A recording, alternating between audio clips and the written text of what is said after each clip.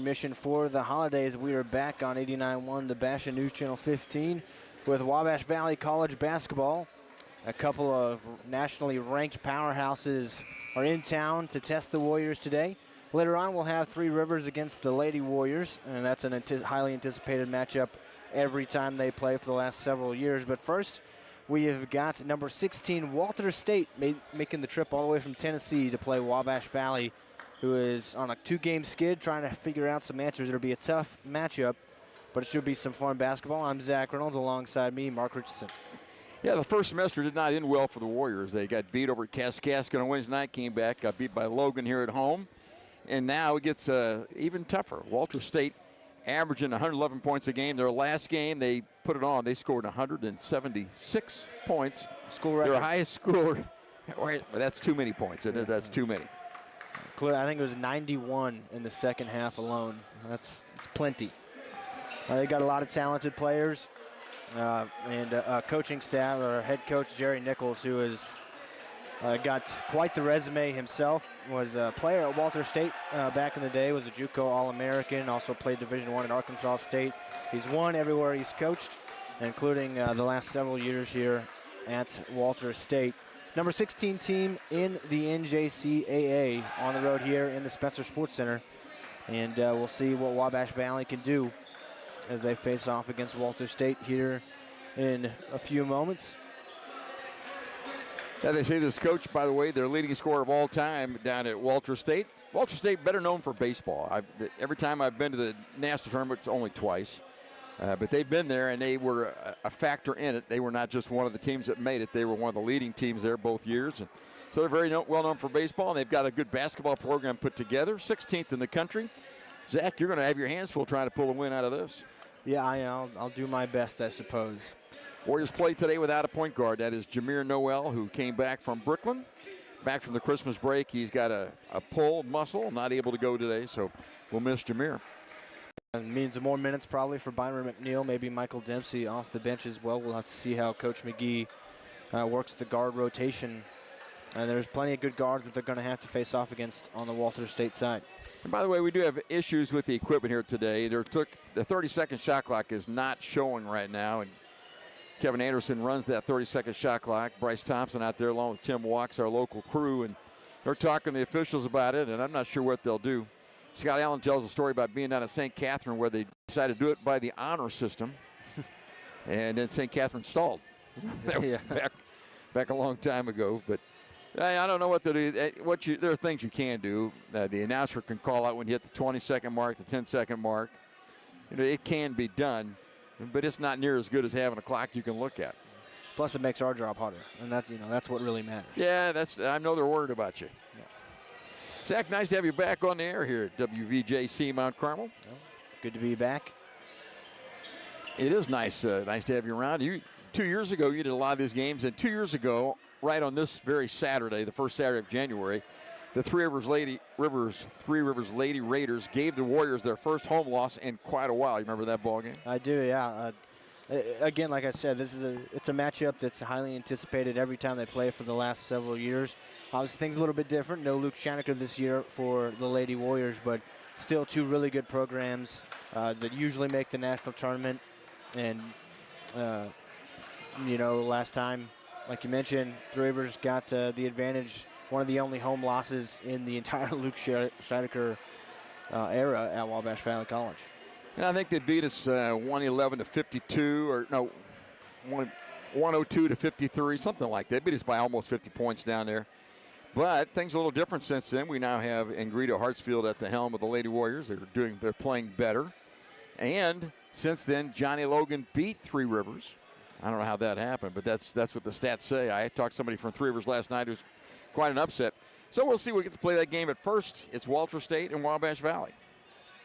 They got a clock back up there now. They're cycling through it, trying to get it set where it needs to be. And then they'll have the starting lineups here in just a moment. The little rain delay to start this ball game. There you go. Work on your rain delay theater game.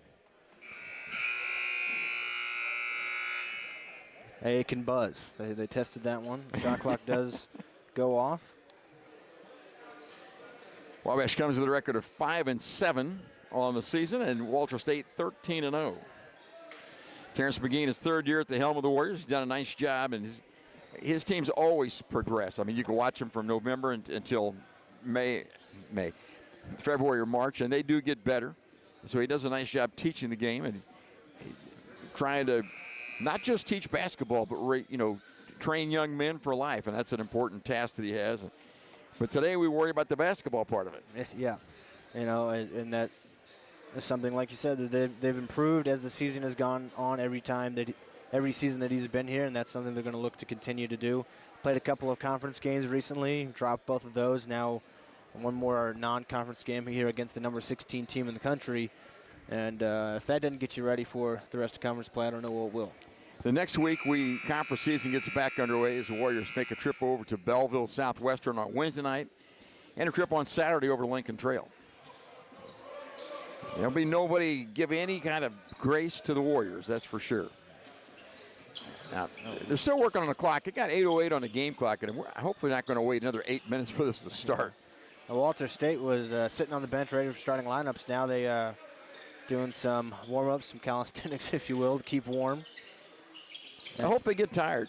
Well, make those kids run some sprints in here. Even just little things like that. And here we go. We're about ready now for the anthem, they say. Everybody's out on the floor. But the game clock doesn't show any different. It's just still winding down at 7:40. So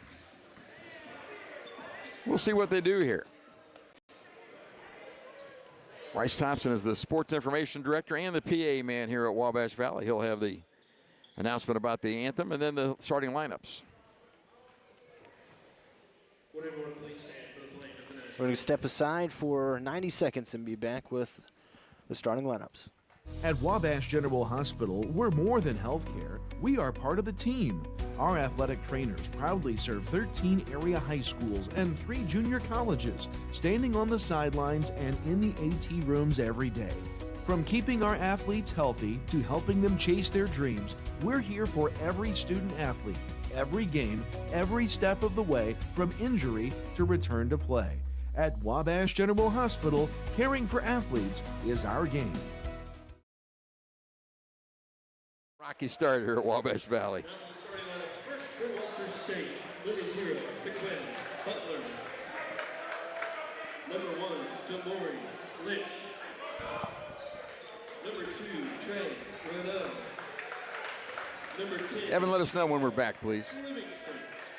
And 15, Trey. We are back, and here are the starting lineups. First of all, for the Walter State Senators out of Morristown, Tennessee. At guard number 0 is Tequens Butler, averaging 13.5 points a game. From Memphis, Tennessee, you say he was Mr. Basketball in Tennessee last year. He's just a freshman. Number 1 is Demori Leach. Leach is out of Dillon, South Carolina. He's a sophomore, averaging 14.6 a night. Number 2, Trey Renaud, the point guard out of Clarksville, Tennessee, 6 feet tall. He's a freshman. Number 10, Jamar Livingston out of Johnston City, Tennessee. He's a sophomore, 15.2 a game. And the final guy is a big guy down low at 6'9", Jaden Nesbitt. He's a sophomore from Huntsville, Alabama. Now the starters for your Warriors, and here's Zach Reynolds with that group. Well, Did I surprise you too much? Nah, it's a rocky start for everybody here inside the Spencer Sports Center. Byron McNeil will start at point guard. And we expect more minutes from him tonight with no Jameer Noel available. Number 5, Corey Furlow. Mohamed Diaby getting a start. I've not seen him start the last couple of games, but he will this afternoon. Nazir Leonard and then DeMario Spear as well. So a little bit of a different look for Coach Terrence McGee and the Warriors. Furlow will tip it up against Nesbitt. Wabash Valley left to right. Walter State runs the tip. They go right to left, and they'll set it up with Trey Renaud. The freshman calling things out. He'll dribble handoff. Now over the logo with it is Litch. He's an All-American last year in their conference. Nesbitt at the right elbow has it. He'll hand off. Butler with it up top. Fires down low to the left block. Working in there is Litch, and he scores it over the bigger Diaby. Quite a post move that time through traffic. Full court pressure here from Walter State. Byron McNeil trying to break it, and he throws it away. Litch up to Livingston ahead of the pack, and he will score it. And they'll set up the press immediately again. 4-0 start for the Senators. McNeil bounces it off to Spear, and he gets it all the way down in the block with Furlow. He'll spin it out. Leonard for three from the left wing. He hits it. Well, we needed that. Puts us on the scoreboard. That's not something Wabash Valley has done well. Shoot the three the last couple of games, and they start off with one there from Naz Leonard. Ultra State, a high-octane offense, love to run, and they're going to do it right here. In the short corner near the block, Nesbitt trying to back down Furlow. Double team comes. Now they go away from it. He'll kick it out. Butler on the left side. Right around the screen. Finds Nesbitt on the roll. He'll go up. Wild shot. He's fouled, and will go to the line. Yeah, I didn't think they were going to call that. But Furlow got him on the arm, and he doesn't like the call, but there's no doubt about that one, in our opinion at least. Make that my opinion. I don't. Looked to me like we came late on the backside. They little pick and roll. They ran him down the lane, got him wide open. Weak side help came and picked up the foul. It's 4-3. Senators with the lead. 18:42 to go in the first half. Nesbitt at the free throw line for two. 65% free throw shooter on the year and misses the first one short.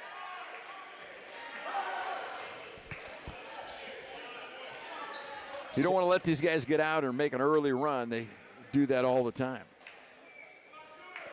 And he misses the second one as well. Left them both short. Rebound for Nazir Leonard, who hit the three moments ago. Wabash Valley can take an early lead with a made basket. Leonard spins in the short corner, kicks back out to McNeil. He's up high on the left side. Swings the right side to Spear. 19 on the shot clock. Spear into the right corner. Swings back up top. Diaby will take a three. Top of the key. That one's off left. Offensive board for Furlow. Skips across the paint. Couple of pump fakes. Can't get it to roll in. Ball is fought for. Furlow finds it again, and he's fouled. Tough work from Corey Furlow, fighting against the bigger Jaden Nesbitt for a couple of offensive boards. He's given up some size, some inches, but he's also given up some pounds, but he was relentless on the board that time, and it worked out for him. Warriors have shot 2 threes already. We've gone games where we only shot 4 or 5 a game. Furlow at the line, trying to tie this one up. Won't do it on the first one, missed it. 58.6% on the year from the free throw line, and we've got a switch for Walter State. Tyrese Stovall will check in for Nesbitt.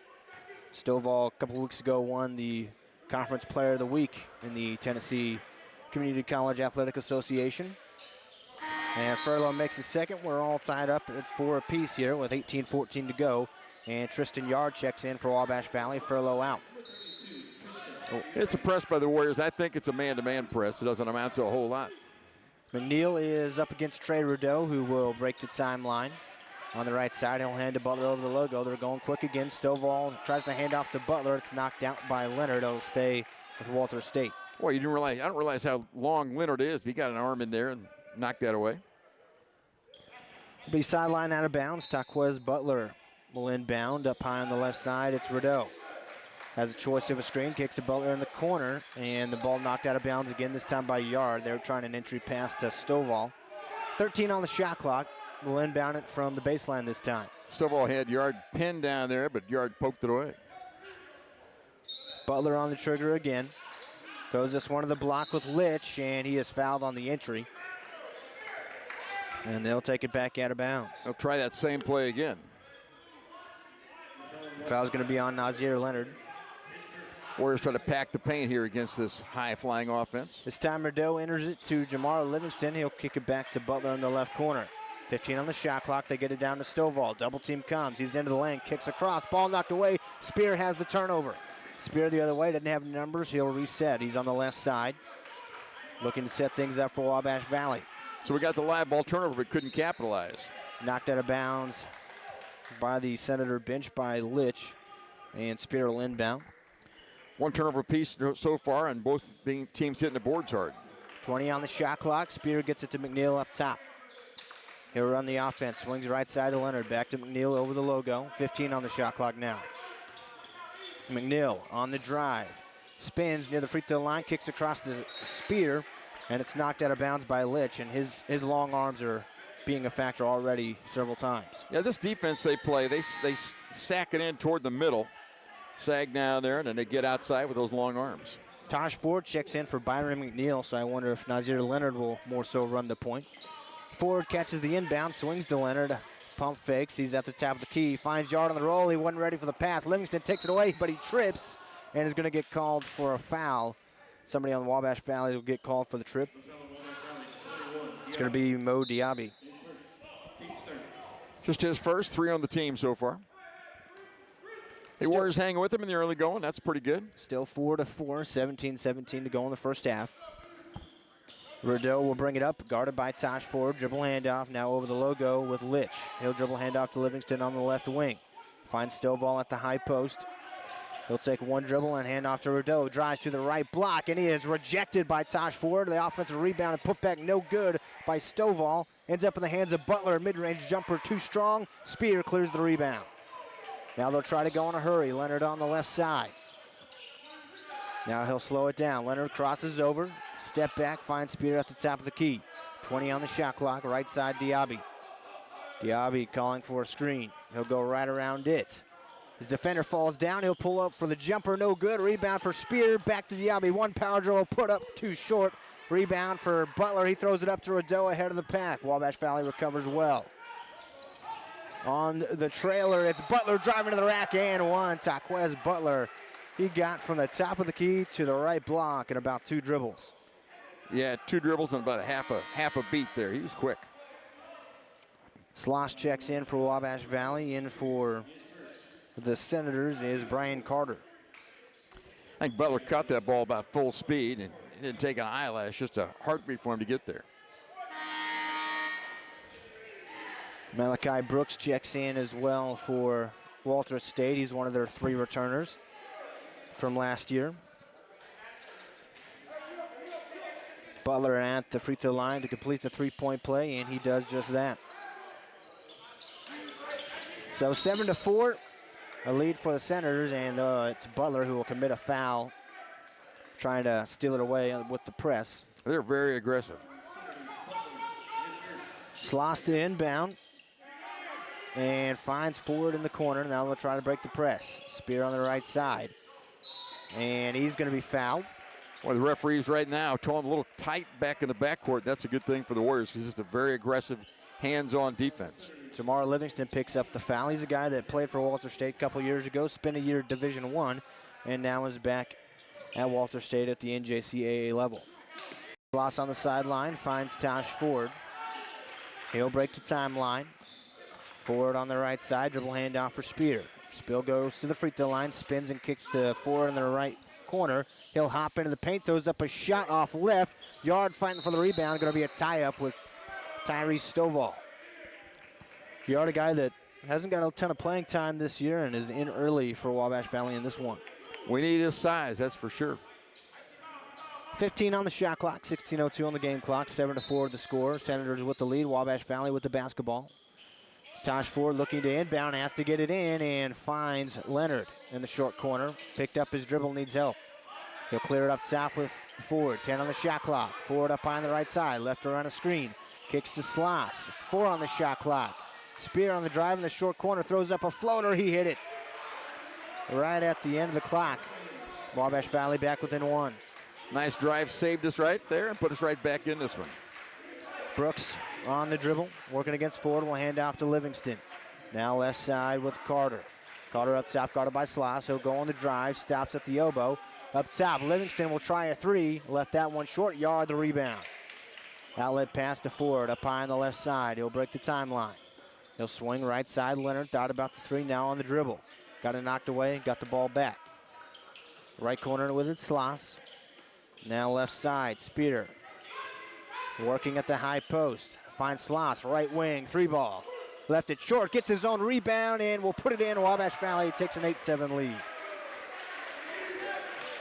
Well, keep your eyes on their coach over there. Jerry Nichols can't like that play at all. They got a couple more set to check in here. Stovall is fouled by Yard, trying to dribble across the paint. Watched Indiana, Nebraska football the other night. It wasn't as rough as this. Here in the early going, 8-7, Wabash Valley with an improbable lead, 14:48 to go in the first half as we hit our first media timeout. We'll be back in 1 minute. This is no ordinary cup.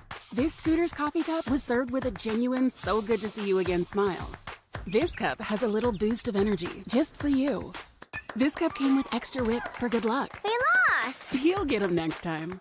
This Scooter's coffee cup was made by your favorite barista for her favorite customer. So go ahead, scoot on around. Amazing people, amazing drinks, amazingly fast. Scoot on around. Get your new Ford at Steve Faulkner Automotive. Get a new 2025 Ford F-150 with 0% financing or a Bronco for $499 a month on a 36-month lease. Find your new vehicle at SteveFaulknerAutomotive.com. Your best deals are at Steve Faulkner Automotive. Lease a 2026 Pacifica, only $399 a month. Or lease a 26 Durango for $449 a month. See store for details. And go to SteveFaulknerAutomotive.com. It's plenty warm here in the Spencer Sports Center. If you're cold and needing something to do, come on out. We'll watch this game and then another game to follow. That'll be the Lady Raiders of Three Rivers against the Lady Warriors. We got the heat on in the gym, that's for sure. 8-7 here, Wabash Valley with the lead. And it's the Senators of Walter State with the basketball out of the timeout. Up top with it is Carter Webb. He's in for the first time. He'll go right around the screen, kicks, and a travel. They called that one. Malachi Brooks got going before he put the ball on the floor. Well, we talked during the break. This game is so rough, and they haven't called many travels at all. There's been plenty of them. Walter State loves to play fast, and that includes on defense. They've got this full-court press. Leonard catches the inbound, trying to break the timeline and working against Carter Webb. Right side now with it, Tosh Ford up top to Sloss. Need a bucket moments ago to put Wabash Valley on top. Left side, Ford finds Yard in the paint, pump fakes a few times. Up a shot, won't go. Rebound for Demary Litch. Now the other way, Malachi Brooks. He'll take a transition. He left it a little short. Rebound, no good. Put back, and one for Tyree Stovall, and he shrugs the shoulders a little bit. Looks like no, they'll count the basket, but the foul's going to be against Walter State. So Wabash Valley gets the basketball, but points count for Tyree Stovall, it looks like. Trap here, Leonard trying to break it, overthrows Sloss and tracked down by Spear. On the right side, 20 on the shot clock, Spear with it, they'll set things up. Sloss has a mismatch, they can't find him. Spear almost lost it, got it back. Needs to find Sloss on the right wing, they'll swing it across, left side, Ford, fakes, drive, shot clock, Ford in the paint, throws up a shot, off the glass, too strong, rebound in the hands of Wallace. He'll go the other way, one-on-one with Spear. Spear blocks him, Stovall though, tracks the rebound, kicks out. They'll swing it around, a right wing three for Carter Webb, he hit it. Carter Webb shoots the three at 47.8% and was smooth right there. Now they're gonna get a takeaway. Webb on the steal with the trap, hands off to Litch. He lost it out of bounds. It'll stay with Walter State. 12-8 the scores, 13-23 in the game. 3 turnovers against the Warriors, only 2 against Walter State, so both teams handling the pressure pretty well. Last one was costly for Wabash Valley. Got Michael Dempsey in the game for the first time now for the Warriors, and Byron McNeil back out there. Kick into the corner off the inbound. The 3-ball too strong from Webb. Rebound tapped around. Nesbitt has it. Top of the key now. 3-ball is too strong from Litch, and the rebound to Yard. He's doing nice work on the boards for Wabash Valley. Extended minutes here early. McNeil on the right side.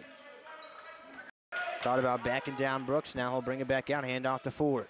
20 on the shot clock. Ford over the logo. Swings right side to Sloss. Dribble handoff from McNeil. 15 on the shot clock. McNeil at the free throw line. Across the elbow. Spinning around. Needs help. Finds Ford. Ford on the drive. Into the paint. 5 on the shot clock. Kicks to the corner. And a foul on Ford. That's his 3rd trip into the lane. A lot of contact every time. That time they call the foul. We get the break there. This defense by Walter State is smothered right now. I mean, they're everywhere. Once you pick your dribble up, there's nobody to pass to. Furlow checks back in for Tristan Yard after his nice work. Ford on the trigger. Finds Furlow in the short right corner. The shot clock had reset to 20 because of the foul. Now up top with McNeil. McNeil finds Dempsey on the right wing. 15 on the shot clock. Now 10 on the shot clock. Furlow on the short right corner. Pump fakes. Now we'll take a jumper, left it short, a rebound long to Nesbitt, puts in the hands of Litch, and he'll get it to Rideau. Rideau kicks to the right side, that's Webb with it. Webb guarded by Ford. Now up top with Rideau over the logo, setting up the offense. Rideau left around a screen, kicks to the corner. Litch drives baseline, lost it, got it back. Steps through, can't get the shot to go, gets his own rebound, put back, he's fouled, and will go to the line. Plenty of contact, shuffling feet. Could have had a lot of calls go both ways on that one. These kids from Walter State aren't shy. They get it and go. They're looking to score every time they get the basketball. They're a fast-moving offense. A lot of fun to watch. Sloss committed the foul, so Litch at the free throw line, where he has made 75.6% of his free throw shots this season, and makes that one. They put a little distance between themselves and the Warriors right now if we're not careful. Wabash Valley had an 8-7 lead. It's now 13-8 Walter State. And Litch will try to add to that. Going to get Rafe Merriweather in the game, and somehow the Warriors have to create a little more offense. I'm not sure how you do it against Walter State. We got fast athletes with long arms, and that makes it tough on offense. Well, I think Merriweather ought to be in the game right now. I don't know what the referee's delaying for over there. He's not in for the shooter. And now the referees are going to get together. Get together and have a little chat. Going to send the teams to the benches even. And nothing bad happened so far here. We've seen sometimes, I think last game we were here, there's a lot of theatrics going on, but not today. 12:09 left first half. It's 13-8. The Senators from Walter State with the lead. I will say something that I've noticed, and this could have something to do with it. The shot clock is quite delayed. If you pay attention to the shot clock while what's going on, it'll stick at 15 for about 5 seconds and then show 10. That can be. It's going down correctly, but it's not. It's but not every second. It's showing. Yeah, it's showing up kind of. I got you. In the wrong order, where then that could cause problems. I'm not sure. So you might look up there and think, 15 seconds left, but it's really 10. Yeah, I wonder if they're trying to get that fixed. I don't think Walter State even cares if there is a shot clock. They're not going to wait for 30 seconds to shoot it. Well, I mean, I have a quote here from Coach Nichols that this is a group that can definitely speed the tempo up, play fast, and shoot a lot of threes. That's what he wants to do. He really doesn't. It's one of those modern offenses where they want to get up the court, they want to take a three and hit it and boat race you, and that's what they've done all season long so far. I've got them just for 1 3 made so far, 1 for 5 from the three-point line in the first 8 minutes. The Warriors are 1 for 3, and in fact, our first basket was the 3. That was Nazir Leonard who hit that one. First possession of the game, Walter State scored. Then they stole the ball, and they were ahead 4-0. Came down, and Leonard hit that 3. Put us back in it. They almost called the players back out on the court. Now they've sent them back to the benches again. I'll tell you what happened. Three Rivers ladies were here last night. They did a little walkthrough. I'm going to blame them for messing up our clock. Okay. We can all be mad at Three Rivers, and they play the women's team, our women's team, at 3 o'clock today. Well, or 3:30, depending on how this works. Yeah, we've got quite a delay already going on here. Both the teams again still at their benches, and the referees having a discussion at the scores table. Frankly, they're not even having much of a discussion. They're referees standing around themselves waiting on somebody to fix something. And Bryce Thompson he's now in the closet over here working on things, and they got another. He's got his hands full. Another today. remote control. No, he's got a telephone. That's what he's got. I'll tell you what, let's take a little break. 12:09 to play here in the first half. And we'll play a commercial, be right back. Teaching kids about money is an important step, and the Student Plus account from the First National Bank makes it simple. It's a free checking account designed for students who are learning to manage their own spending with tools that help parents stay connected. With spending limits, real-time alerts, and instant transfers, students can build smart money habits while parents have peace of mind. Getting started is easy. Visit the nearest branch to open a Student Plus account and choose the features that fit your family best. The Student Plus account from the First National Bank. Parents choose the controls, students learn responsibility. Member FDIC.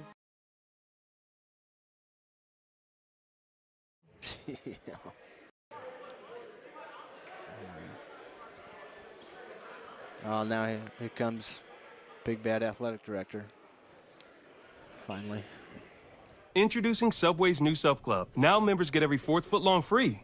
4th footlong's free. Fix my fibula later. 4th footlong's free. Finish flirting with Philip. 4th footlong's free! Now stop focusing on that flock of fire-breasted flower peckers, Frank! 4 foot longs free. Forget the fabric sale, Francine. Folks are freaking out over 4 foot long free.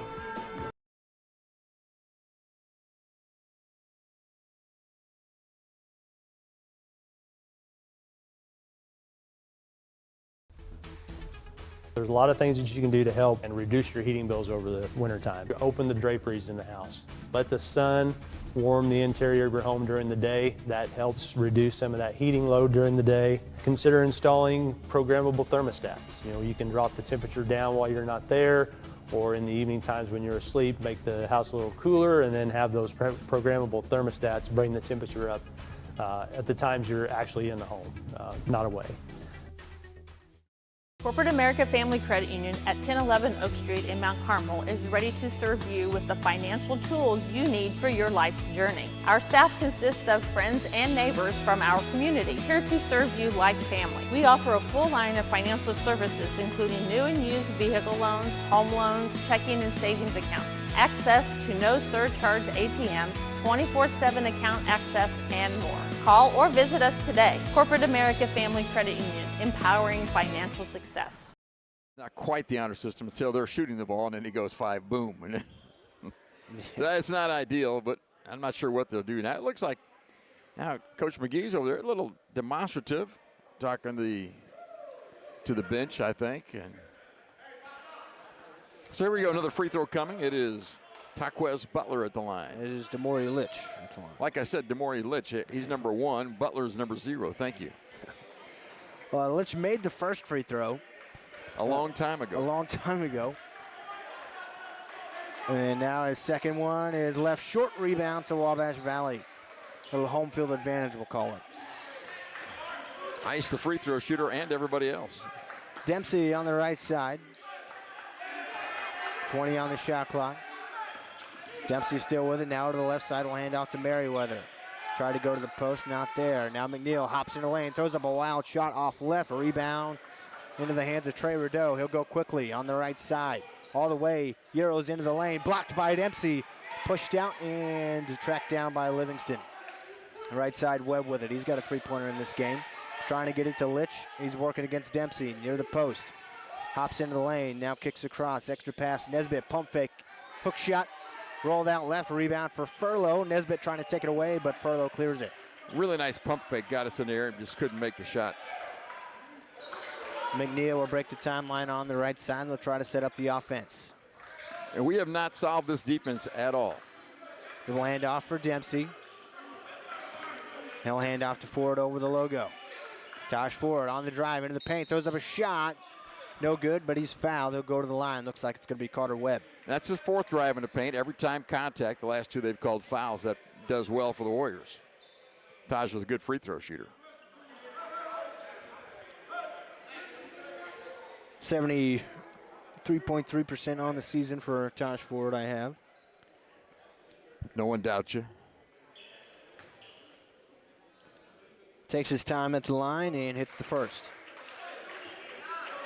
So Taj is a golfer. He's from Augusta, Georgia. Although you can't say Augusta that loudly. It's Augusta. A little refined down there. 13-9. Walter stay with the lead. Tosh Ford at the line trying to cut into it. 11:01 in the first half remaining to play. And the second one in and out, so it remains 13-9. Wabash Valley trying to take it away. They can't. Livingston the other way. 3-on-2. He'll take it himself. No, last second. Tried to pass it off and got knocked in the head for a foul. It's going to be on Dempsey. No shot. Nice honest foul that time. It is bonus free throws coming now. So 1-1 for Jamar Livingston. 90% on the year from the free throw line I have.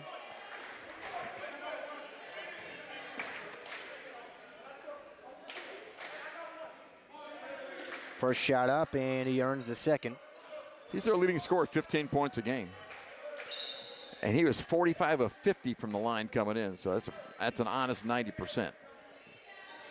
Taquez Butler checks back in, and again, I mentioned earlier, Jamar Livingston, a guy that played at Walter State before. Last year spent some time at Division I NCAA and is back at Walter State and playing very well for them. As you mentioned, their leading scorer on the year. Makes the second free throw, and it's now 15-9 Walters State. Dempsey trying to break the press, hands off to McNeil. They only got a few seconds to break the timeline. McNeil shows off the speed to do it. Dempsey will take a deep three, too strong off the back iron. Merriweather skies up for the board. Now he'll try to back down. Up top, Dempsey, top of the key, way downtown, too strong again. And again, Merriweather with the offensive rebound. Leonard on the right side. Trying to drive into the paint, throws up a wild shot off the glass and out of the cup, but he'll go to the line. Foul called on Trey Rideau. Those two shots from Michael Dempsey were just inside the parking lot area. He's confident. Got off the bus and launched it. Well, we talked about over the last couple of games, the Wabash Valley is going to need somebody to shoot the three ball well, and Dempsey at least showing confidence. Yeah, and he's got to take that shot. I'm for that. Leonard made a nice drive into the basket that time. A shot fake bought him a free throw, and he missed the first one. Missed the free throw too strong. Tristan Yard will check back in. He had good minutes earlier, fighting for rebounds and playing defense as a bigger body for Wabash Valley. Furloughed to the bench. It's Dempsey, McNeil, Leonard, Merriweather, and Yard in the game for Wabash Valley. Rideau, Livingston, Stovall, Carter, and Butler in the game for Walters State. And Leonard makes the second free throw to make it 15-10. Rideau on the right side, hands off to Butler, now over the logo with Carter. Carter hands off to Livingston, back to Butler. Lots of quick passes here. Now left side, Carter to Livingston. He'll drive baseline. Tries the reverse crazy layup. Didn't get it, but he was fouled by plenty of Warriors. Dempsey was the first man there, but they'll call it on McNeil. What a fantastic quick move from the corner. He caught the ball on the side and blew by his man. He's just so quick off the takeoff. And nothing to do but foul him when he gets inside. Made a couple of free throws moments ago, and he's back at the charity stripe.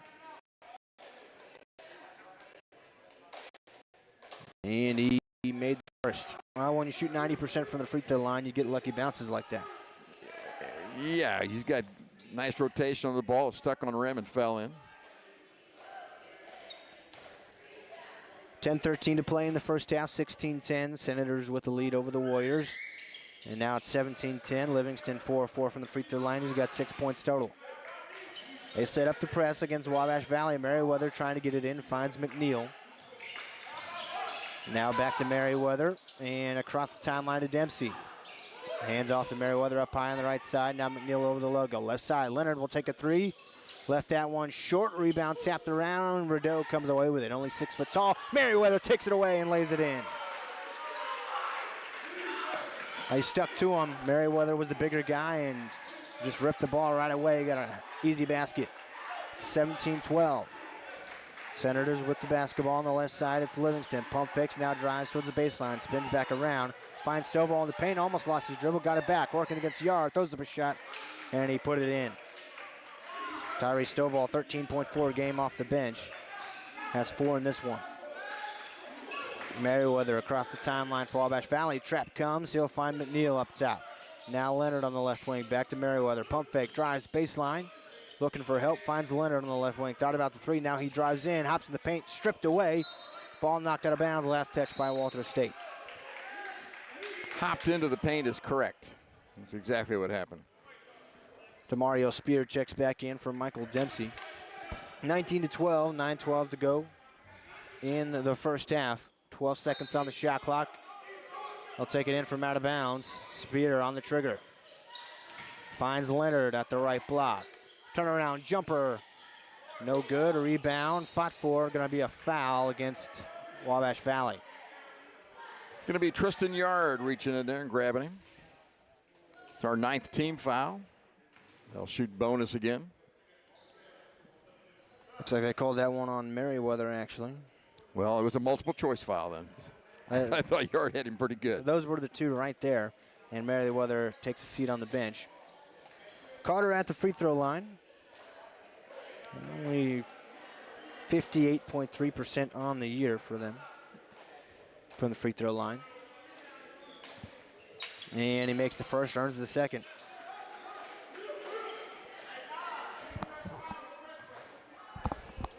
(20-12), 8-point lead for Walters State. About 9 minutes left to go in the first half. And Carter makes the second as well. Certainly not as high scoring as Walter State is used to so far, but they still have a nice lead here on Wabash Valley. And it's not over yet. They press all game long. They'll shoot a lot of easy shots probably before we're done. McNeil at the top of the key, driving in, looking towards the block. Picked up his dribble, finds Leonard on the right wing. Leonard, 13 on the shot clock, left around a screen. To the free throw line, takes the jumper, hit it. Smooth as butter for Nazir Leonard. And he's got 8 points in this game. He's Wabash Valley's leading scorer. Has the Warriors within 7, 21-14. 8:30 to go in the first half. Right side, Jamar Livingston working against Demario Spear. Finds Stovall just outside the block. Lost the ball, trying to spin away, but Livingston finds it. And he is taking all sorts of steps in the lane. Can't hit the shot yard with the rebound. Wabash Valley the other way, trying to build momentum. Leonard at the top, swings right side to Spear. Spear crossing over, drives towards the block, throws up a shot, fading away, won't hit it. But he was fouled by Livingston and will go to the line. Just outside the right elbow when he caught it. A beautiful crossover move, got him open on the right side, went down the lane and drew the heat. And have a chance to make a couple free throws here. It's 2 fouls now on Jamar Livingston. Demario Spear at the free throw line. And missed the first, in and out. Walter State 8 of 11 from the foul line in the first half. The Warriors are 3 of 7 so far. Number of changes here for Walter State. Webb and Brooks check back in, as well as Demori Litch.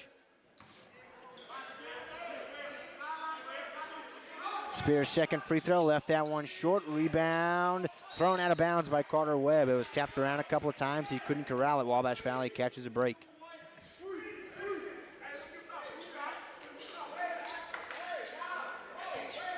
Spear will inbound from sideline. And it's tipped away. They're looking for a yard. Litch comes away with it and slammed by Litch. Coach Terrence McGee was adamant, screaming to Spear not to throw the ball. And he did, and it was tapped away, and Litch got a breakaway slam. It was pretty basketball, good defense. Well, nice pass. From Yard, and Yard pump fakes, can't put it in, tap up, rebound Butler. Walter State the other way, going right to left. Extra pass, right corner, 3-ball for Brooks. He hit it. Had all the time in the world, set his feet, knocked it down, and now it's 26-14, and Coach Terrence McGee wants a timeout with 7:33 to go in the first half. We'll be back in 1 minute. The place for lunch and dinner is the Smoking Pig in Grayville. Come check out our world-famous barbecue or try one of our delicious sandwiches or even tacos. How about snacking on one of our jumbo pretzels the size of your head, or even mouth-watering tomahawk steaks, or even surf and turf. Located on the KOA campground, Smokin' Pig is here to serve you. Come see us in person or order online. And don't forget, we can also cater your next event. I chose Wabash Valley College because I didn't really know what I wanted to do right after high school, and today I can say it was the best decision that I could have made. When I was here, I had the chance to join different clubs and to take a couple different classes, and I really expanded on my interests. In my classes, I learned what I liked and I learned what I didn't like. So I did get to meet new friends. I joined a bunch of clubs, practiced some leadership skills, and kind of gradually grew into adulthood here, and so I'm very grateful for that. My name is Jonathan Leach. I graduated in 2013 from Wabash Valley College, and that is why this was the best decision for me.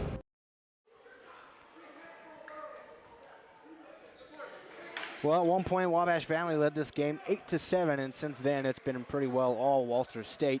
They lead right now 26-14 with 7:33 to go in the first half, and it's really their defense lead the offense. Yeah, you talk about their offense, and their high-powered offense, shoot 40% from the three.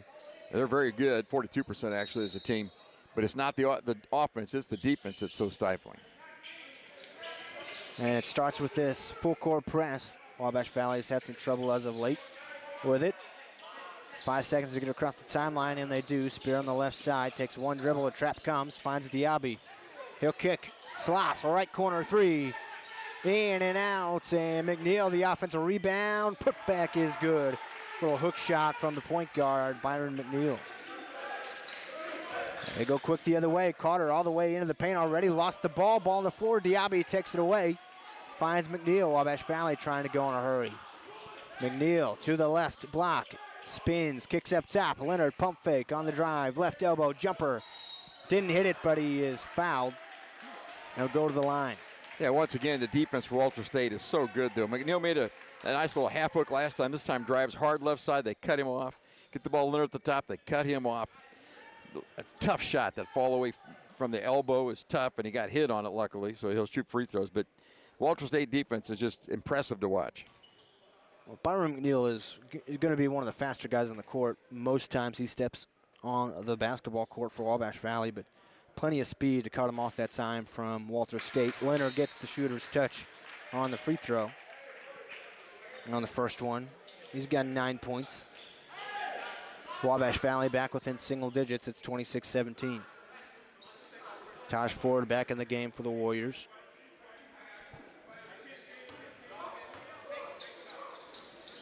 Leonard in and out on the second free throw. Set back, no good by Diaby. Walter State the other way. Butler on the left wing, working against Leonard. Down to the block with Jaden Nesbitt, working against Sloss. Powers in, lost the ball. Diaby the other way. Now he'll slow it down, find Leonard. Leonard up to Spear on the right side. Spear still looking. Now we'll dribble handoff for Tash Ford. Left side, Leonard. To Diaby on the left wing. Shot clock getting down towards the end. Leonard will take a three from the left wing. Airballed it. Rebound to Litch. Tries to throw this one up. Diaby knocks it into the air. Ball's loose. Butler comes away with it, and Nesbitt will slam it. That's Jaden Nesbitt's first points of the game. He averages 10 a game for him. 28-17 the score. 6 minutes to go in the half. Leonard on the left side. To Diaby up top. He'll go on the drive. And a blocking foul. That was close. And thought number one out there, that's Litch, who thought he had been hit, and he did get hit, but evidently didn't have good enough position. And that's what their coach is talking about, Jerry Nichols, to the official. What would you like him to do out there? Well, Mohamed Diaby is, a 6 foot, he plays center really for Wabash Valley, but he's a guy that likes to dribble the basketball, who's not afraid to shoot it. That time looking like a guard trying to drive to the paint. And was reordered with the blocking foul call, so he's at the charity stripe. Misses the first one too strong. Our free throw shooting woes continue. Another group of three change for Walter State. Stovall and Carter in. It's one of those Brooks. Jacoivius Wallace into the game for them. Dempsey back in for Wabash Valley as well. Diaby's second free throw falls in. It's 28-18. In the right corner, Taquez Butler, where they're working against Dempsey. Looking down low, nothing there. He'll take it himself. Finds a cutting Wallace. He hops across the paint, gets the ball back, rejected by Josiah Sloss. Out of bounds, it'll stay with Walter State, but Sloss with a great help defense that time. Well, they continue to pound the paint. Inbound from in front of Wabash Valley bench. 5:40 to go on the game clock here in the first half. 10 on the shot clock. Saab now left side. Wallace down to Stovall in the short corner. He tries to throw this one up top. Ball knocked away. Stovall ends up back with it. They got to get a shot off. It's Butler from the right wing. No good. Sloss the board.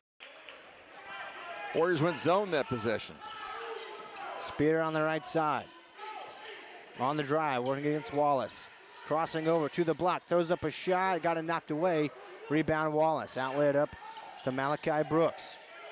And Brooks traveled, drug his pivot foot. He was on the dribble, picked up his dribble, looked to pass, and drug that left foot.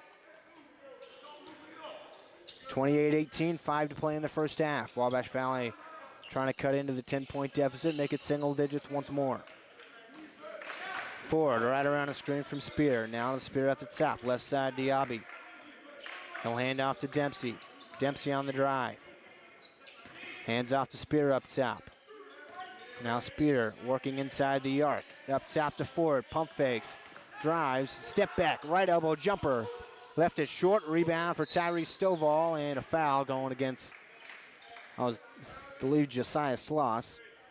Yeah, I think you're right. And we've talked a lot about Walter State defense, but our offense is mainly dribble penetration. We're not getting a pick and roll. We're not getting anything loose in there. And so it's just one-on-one basketball, and they're able to stop the drive pretty well. Tyree Stovall, 68.8% of the line, and air balls the first. And that's as close you can get. You can't scoot any closer. Maybe scoot back and jump it up a little higher.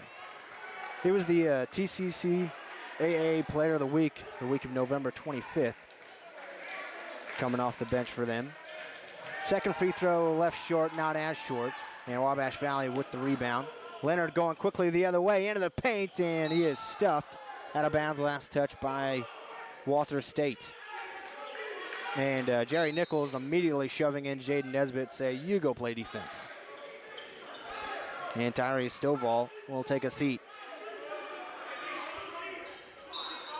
Leonard on the trigger. Underneath his own basket. Has to get it in, and it's off the foot of Wallace, and they'll try again. Still the score of 28-18. Been deadlocked at that score here for a couple of minutes. 22 seconds on the shot clock. 4:29 on the game clock. This time Tosh Ford will inbound. Finds Michael Dempsey, short corner, two-point jumper. Left that short, rebound for Nesbitt. Skied up above everybody. They go quickly the other way. Butler into the paint, gathers, throws up a shot. No good. Rebound for Dempsey. Lobs this one up to Leonard. Leonard across the timeline on the left side. Kicks to Ford. He'll drive to the right block. Throws up a shot. No good. He's fouled.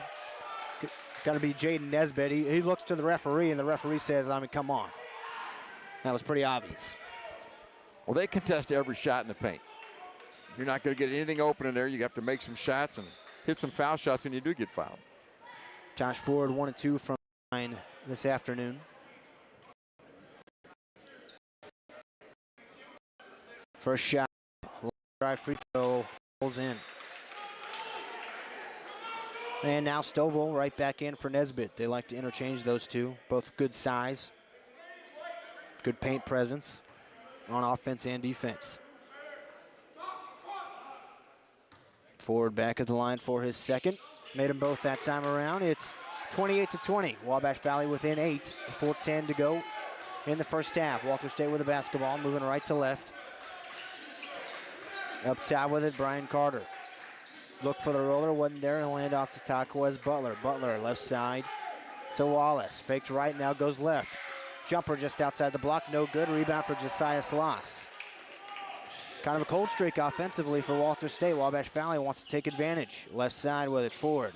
Into the lane, got it stripped away, and a foul call. We'll say that Walter State got a piece of the wrist. Looks like Tyree Stovall going to pick it up. I think it'll be Taj Ford back at the line for another couple. Both teams in the double bonus now. Taj does not have a field goal for the day, correct? But 3 free throws. That is correct. He's 3 or 4 from the line. Makes that one. He's hit 3 in a row from the charity stripe. Not much arch in that shot, is there? Not much. Just get it over the top of the rim and let it go.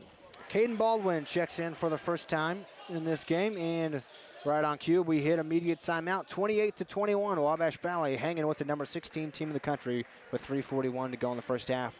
Back in 1 minute.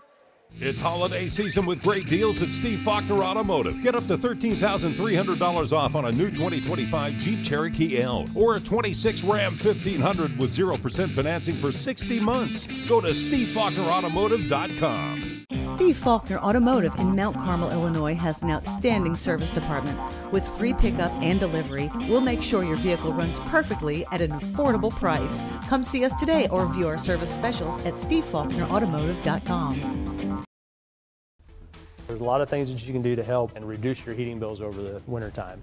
You can take the opportunity to add additional weather stripping to your doors and to your windows. Use of caulk to try to seal up some of those cracks where the wind comes in. And one thing that people oftentimes overlook is setting your fans to run in a clockwise rotation. Summertime they should go counterclockwise, wintertime clockwise, and that helps move the heat around your home more efficiently.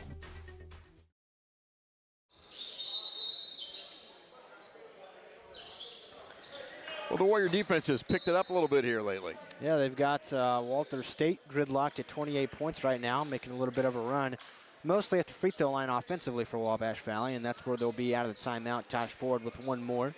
And it's 28-21. Walter State with the lead, but Wabash Valley on a little bit of a run, like I mentioned. 3:41 to go in the half. This is a team that scored 176 points last time out, did Walter State, so Wabash Valley holding them to 28 so far is a good sign for the defense. Tosh Ford makes the free throw, and it's now 28-22. Senators with the lead and the basketball. Stovall on the left side. Takes one dribble, hands off. That's his Brooks with it. Tries to get it back down to Stovall. He's got it at the block, spins, lost the ball, goes up, stripped away by Nazir Leonard. The good defense continues. Dempsey up on the right side. Back to Leonard, into the paint. Goes up strong, can't finish, rebound Stovall. The other way goes Malachi Brooks, up to Carter. Back to Brooks, into the lane, kicks to the corner. Driving baseline is Baldwin. He'll kick it back up top to Carter. They'll reset the offense. 15 on the shot clock. Carter had to go right around the screen. Instead goes left, lays it up, no good. He's fouled. Didn't get a lot on that shot with the finger roll, but foul is going to be called on Tosh Ford. That's his first. Nice drive by Brian Carter. Looked to the corner. We thought he was going to pass. The defenders thought he would too. He made the nice drive down the lane with the left hand. This guy that scores 11.2 a game for them on 80% from the field. Just a 58% free throw shooter. It's got Shantice Craig back in the gym. Did you see her? Played a couple years ago here. And Wabash Valley on the ladies' side has played a couple years Division I as well. One of the success stories from Luke Shatter's team. And we've got pretty much a platoon change here for Wabash Valley other than Nazir Leonard. Furlow, Diaby, Spear, and McNeil back in for Coach McGee and the Warriors. Carter makes them both. He's 4 for 4 from the free throw line tonight despite being 58% on the year. 3 minutes to go in the first half, 30-22. Walter State with the lead, but Wabash Valley has the basketball working against the press. Leonard breaks the timeline. 20 on the shot clock. Leonard hands off to Diaby at the high post. And tried to pass it off to Furlow. Stovall takes it away. He'll break away to the rack. And look at that athleticism, and one. They'll say that Furlow, I believe, got him on the arm. Bad pass up front. Bad pass up front. He stepped in the passing lane, went down and shoved it home. And Furlow got him. So it was an exciting play for Tyrese Stovall. 6'8" from Cleveland, Tennessee. He can get up in a hurry. He's long as well and made the nice steal and the easy basket. And if you're going to foul him, you need to foul him before he shoots it, I think. You know, he's a guy that also he shoots 79% or 71%, above 70% from the field. It's pretty easy to do that when you can rise up and slam it like that. High percentage shots, they call him. And he completes the three-point play. Now it's 33-22. Walter State has kind of stifled that run from Wabash Valley. They're back up 11 now. Spear across the timeline to the free throw line. Kicks to Leonard, left wing three. No good. Rebound. There's going to be a foul on the rebound. It's going to stay here. It's going to be on Tyrese Stovall, and that's his second. Tyrese is surprised by the call. And our coach, Jerry Nichols, will explain it to the official. The official gave him the alternate explanation. Will continue to play. Yard at the foul line. I don't have him for making a free throw yet this season. Well, here it is. I'm not sure if he's taken any. Coming your way. And missed that one off right and a bit strong. Okay, and he missed it badly as well. We'll just add that for you. That was his first free throw of the year. Nesbitt checks in for Stovall.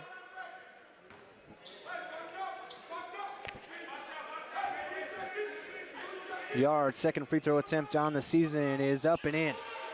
That one looked much better. 10-point game, 33-23, 2:20 to go in the half. Left side, Brooks. Swings right side to Butler. Butler working against Leonard. Left around a screen, now finds Carter on the right wing. Carter drives in, fouled by Yard. Brian Carter to the free throw line. He's making the most of it, isn't he? With the drives getting to the hole and using his body to shield the ball.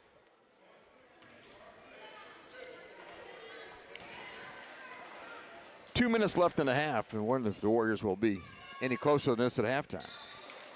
Carter has not missed a free throw yet today. 5 for 5 now from the line. Merriweather checks in for Diaby.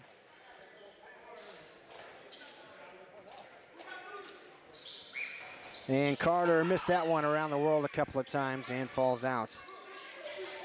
34-23, Wabash Valley trails, 2 minutes to go in the half. Trying to break the timeline, and they won't do it. 10-second violation. They've been pressing all game. That's the first time they've got the 10-second violation against Wabash Valley. And Walter State with a chance to put a real run on the Warriors here to end the half. Wabash Valley going to want to stick as close as they can. Yeah, if you get down by 15 at halftime, it gets pretty tough. We like to have within single digits at the half if we could. Down 11 now with just under 2 minutes to play. Butler over the logo, hands back off to Brooks. Guarded by Byron McNeil.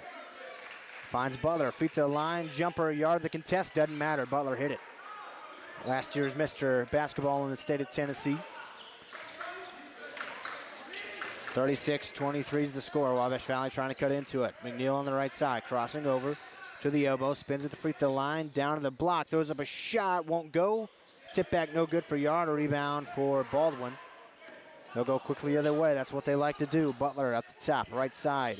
Baldwin thought about the three. Now he'll drive in the lane, dumps it off for Nesbitt. One power dribble, puts it up, rolls off right, but he was fouled, so he'll go to the line. They just keep coming, don't they? They just don't give up. They keep pushing and pushing. Tristan Yard's going to pick up his third foul in the first half. Nesbitt at the line.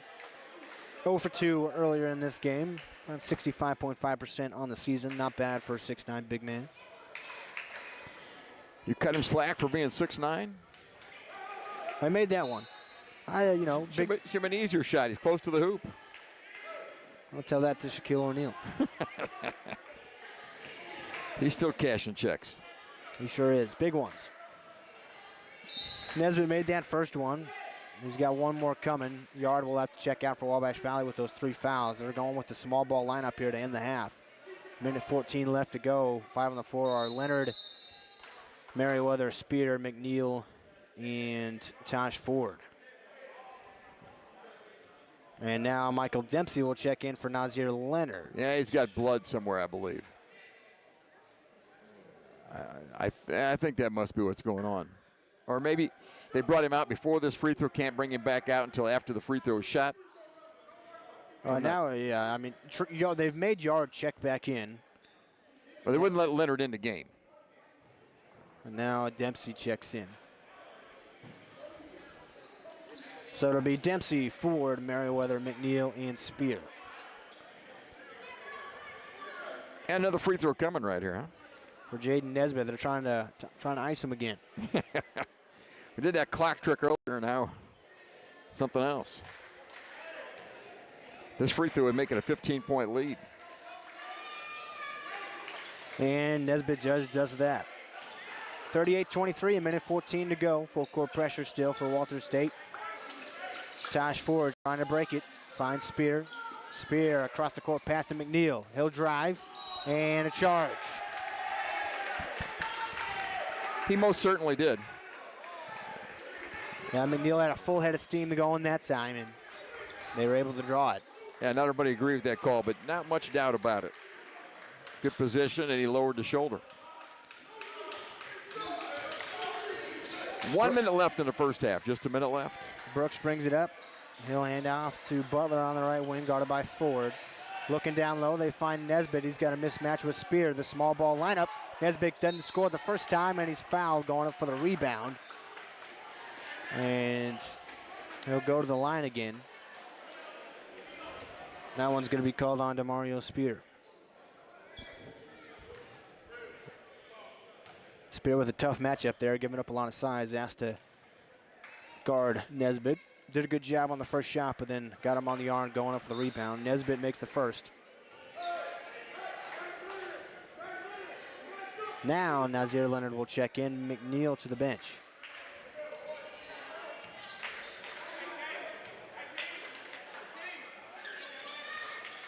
Nesbitt makes both from the line that time, and all of a sudden, it is 40-23. It was 28-22 at one point. Now it's 40-23 with 45 seconds to go in the first half. Tosh Ford over the logo. Will go right around the screen from Merriweather into the paint. Nice finish from Tosh Ford that time. Avoided the contest. Nesbitt in the corner area trying to back down Dempsey. Even more of a mismatch, but he'll kick out. Butler for three, money. 40% from three on the year as Taquez Butler hit that one. 15 seconds to go in the half. Shot clock is off. Ford over the logo. Left around a screen from Merriweather. Now finds Merriweather on the pop. Back to Dempsey. Takes a couple of dribbles. Fires the three at the buzzer. Too strong off the back iron. The clock had stopped, but that 1.6 seconds had definitely expired. And that will do it for the first half. At one point, they were within 8. And now at halftime, it is 43-25. Walter State with the lead. We'll step away for 2 minutes and be back with a scoring summary. My name is Alexis Johnson. I'm from Brookston, Indiana, and I'm in the Physical Therapy Assistant Program at Wabash Valley College. Some of the hands-on activities we have in the Physical Therapy Assistant Program is we work on each other, getting that practice in the school setting, and then we also go to clinicals. We go out and work on actual patients with actual employees and just getting hands-on with your patients. After graduating, I plan on going back to my community, working in a hospital setting, maybe a nursing home, and just helping those people around me.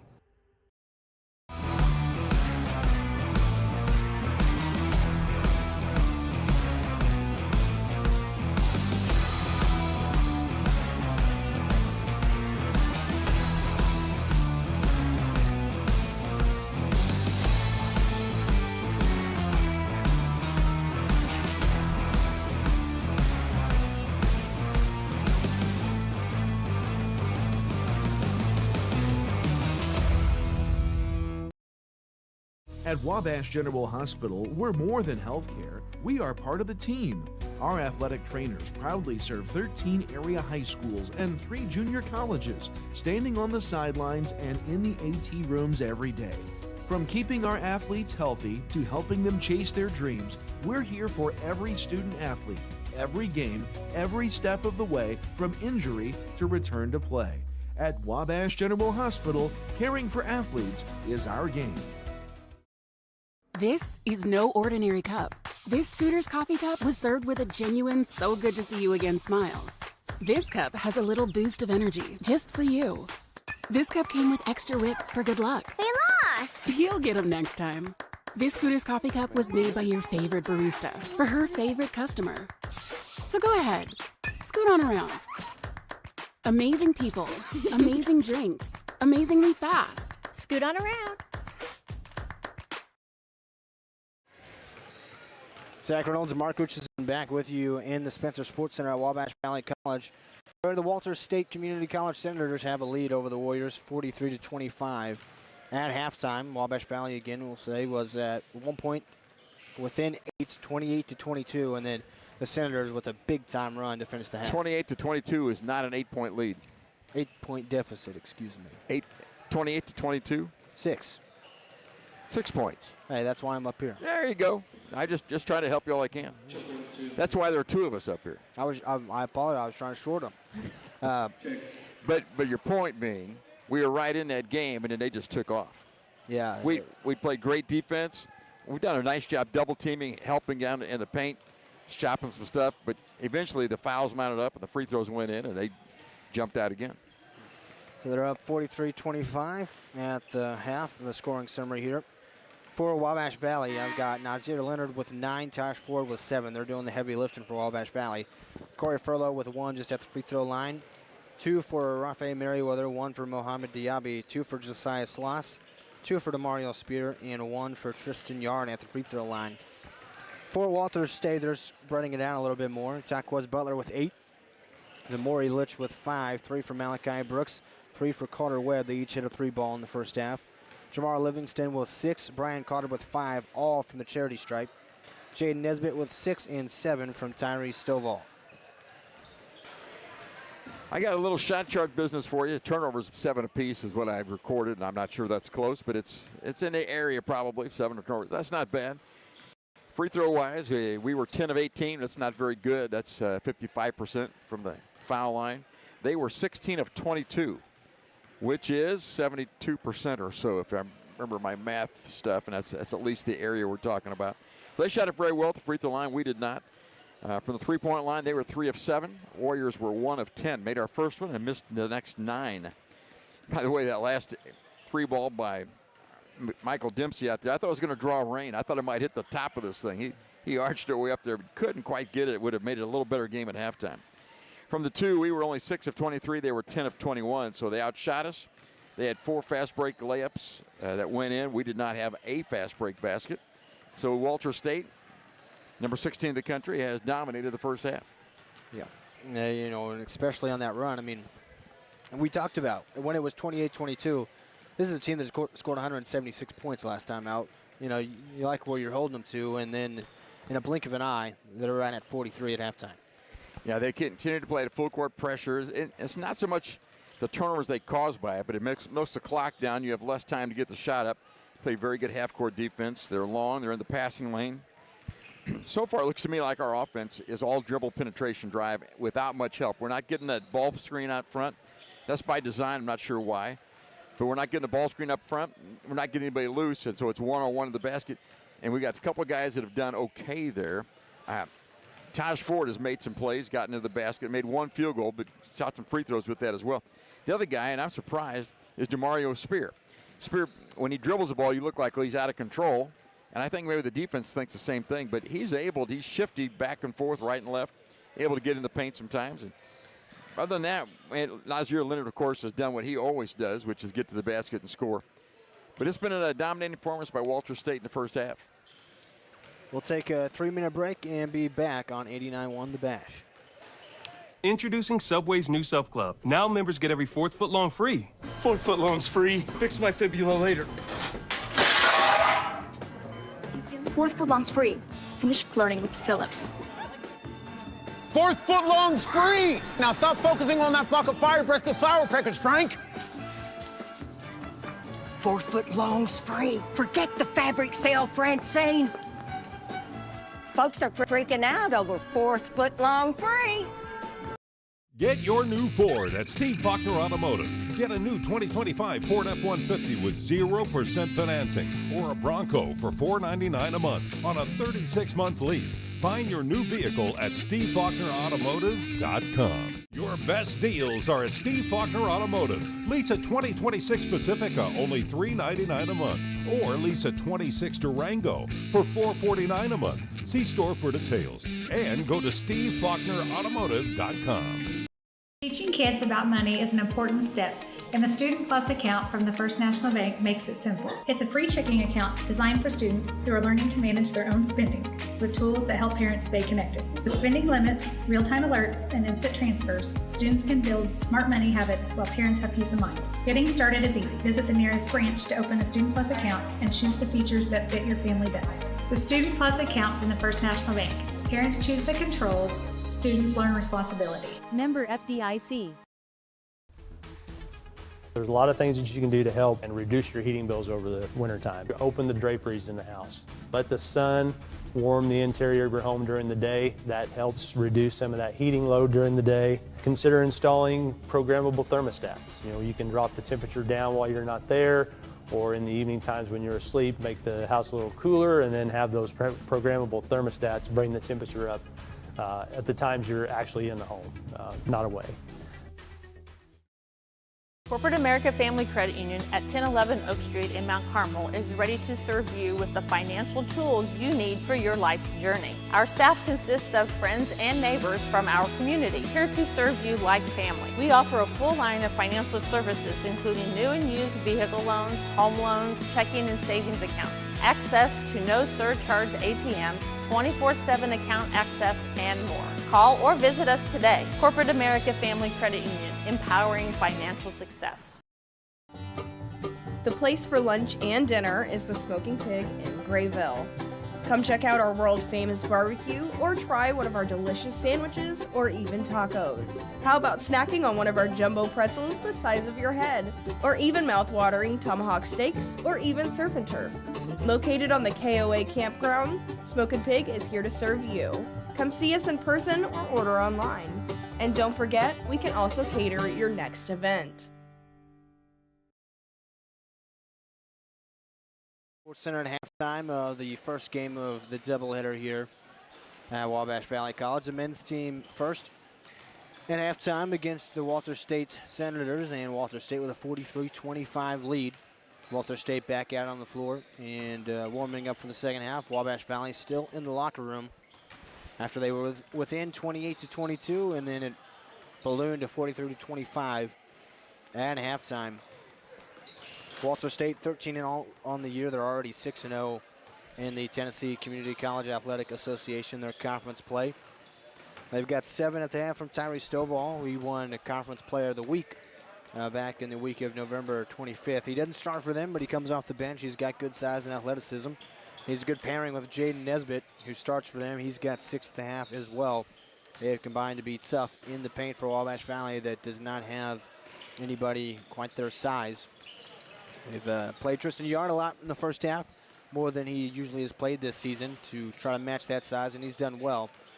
But they can interchange those two athletic bigs pretty well, and that has helped them out a lot. And they got fast guard play. They want to play fast. They typically want to shoot a lot of threes. That's the MO for Coach Terry Nichols and the Senators from Walter State. They have not shot a ton, only 7. They're 3-7 from the three-point line here in the first half.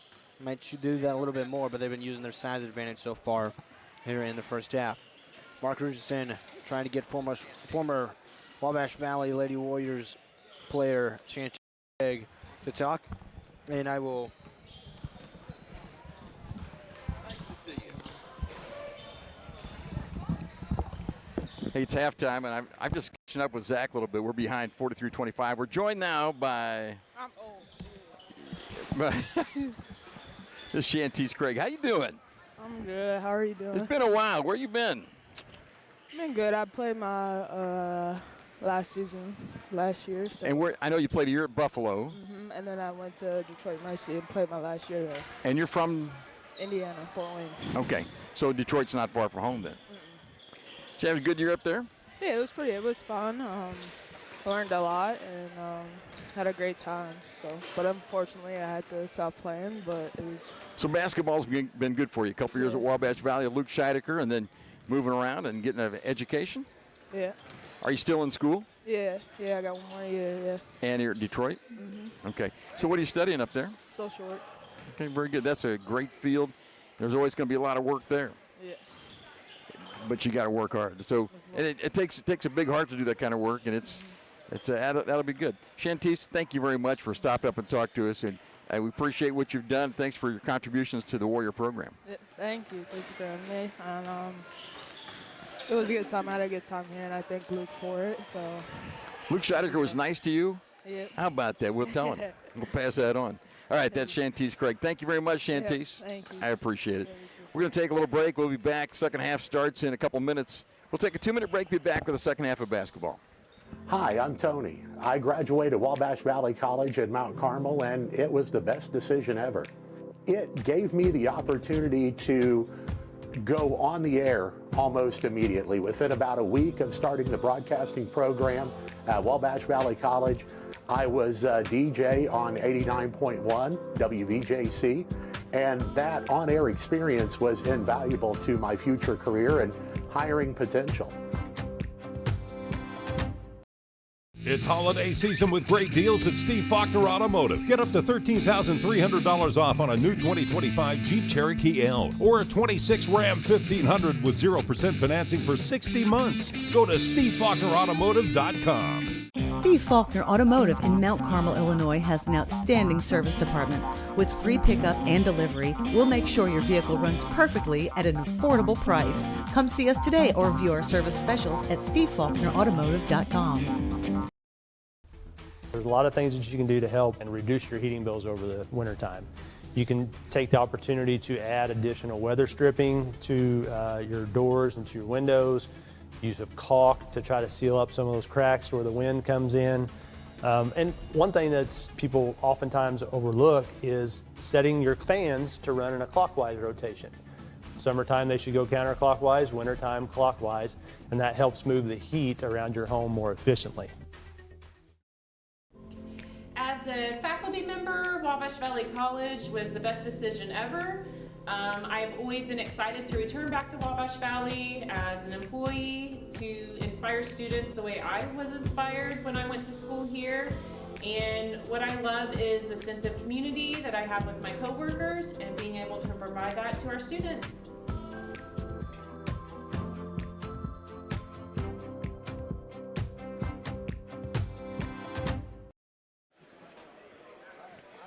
Second half just moments away here in the Spencer Sports Center. After halftime, Walters State leads 43-25 over the Wabash Valley Warriors. Warriors will move right to left in this second half. Walters State left to right. The Walters State will have the basketball. They're the number 16 team in the country. And they might be on the rise as they're off to a 13-0 start this season and off to a good start here as well. We'll start with the basketball in the second half. It is Trey Rideau running the point for them, guarded by Byron McNeil. Rideau right around the screen at the top of the key, swings left side to Livingston. He'll go around the screen to the left corner. Working against Furlow and try to get it down to the mismatch, and DeMario Spear going to pick up an early foul here in the second half. Had both hands on the receiver, they said. Pulled him down. You know, we've talked about it. It's typically their MO to shoot threes. Tonight, or this afternoon, is clearly their MO to get to their size advantage down low. Litch at the block, gets it knocked out of bounds. It'll stay with Walters State. They'll inbound it again from underneath their own basket. And Tosh Ford will check in for Spear. And we'll see what Coach McGee has to say to DeMario Spear. He missed an assignment out there somewhere. Rideau inbounds to the left corner. A three ball is money for Taquez Butler. Hit one towards the end of that first half and starts the second off with one. Leonard the other way into the lane, throws up a shot, he's fouled. Got knocked on the wrist that time. Well, like that, we broke the press that time with Leonard on the dribble, and he went all the way to the basket with it. So you get, not only do you break the press, but you get a layup out of it. We didn't do that at all first half. So Leonard to the free throw line. So I hope the Warriors will attack a little better in this half.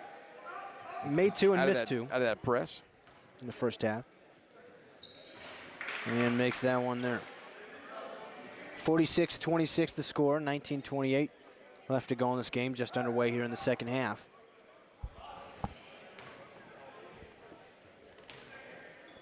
Leonard a couple of dribbles and fires his second free throw. That one off left, and Diaby trying to track down the rebound, and they'll say last touch by Nesbitt. I think that call. So give Diaby the offensive rebound there, I guess, huh? No, Nesbitt will go to the bench. Stovall comes in. And Jerry Nichols had something to say to Nesbitt, and Nesbitt didn't pay any attention to him as he ran by. Now ball belongs to Walters State. You know, I think that I personally thought that was off Diaby to begin with, so I think they get the call right here. Wabash Valley showing a little full court pressure. Now they'll back it off. Some man press. Rideau will work against McNeil.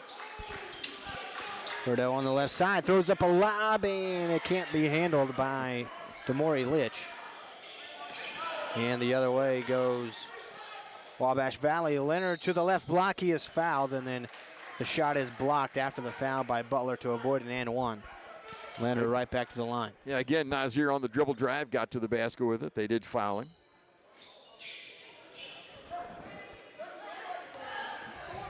Leonard shooting 50% from the line this afternoon. He's made three, missed three. Got two more chances here, makes that one.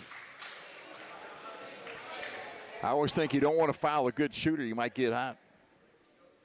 Well, that's what Wabash Valley is going to need here. They're down by 19 here early in the second half. Going to need somebody to get hot. Leonard makes them both that time.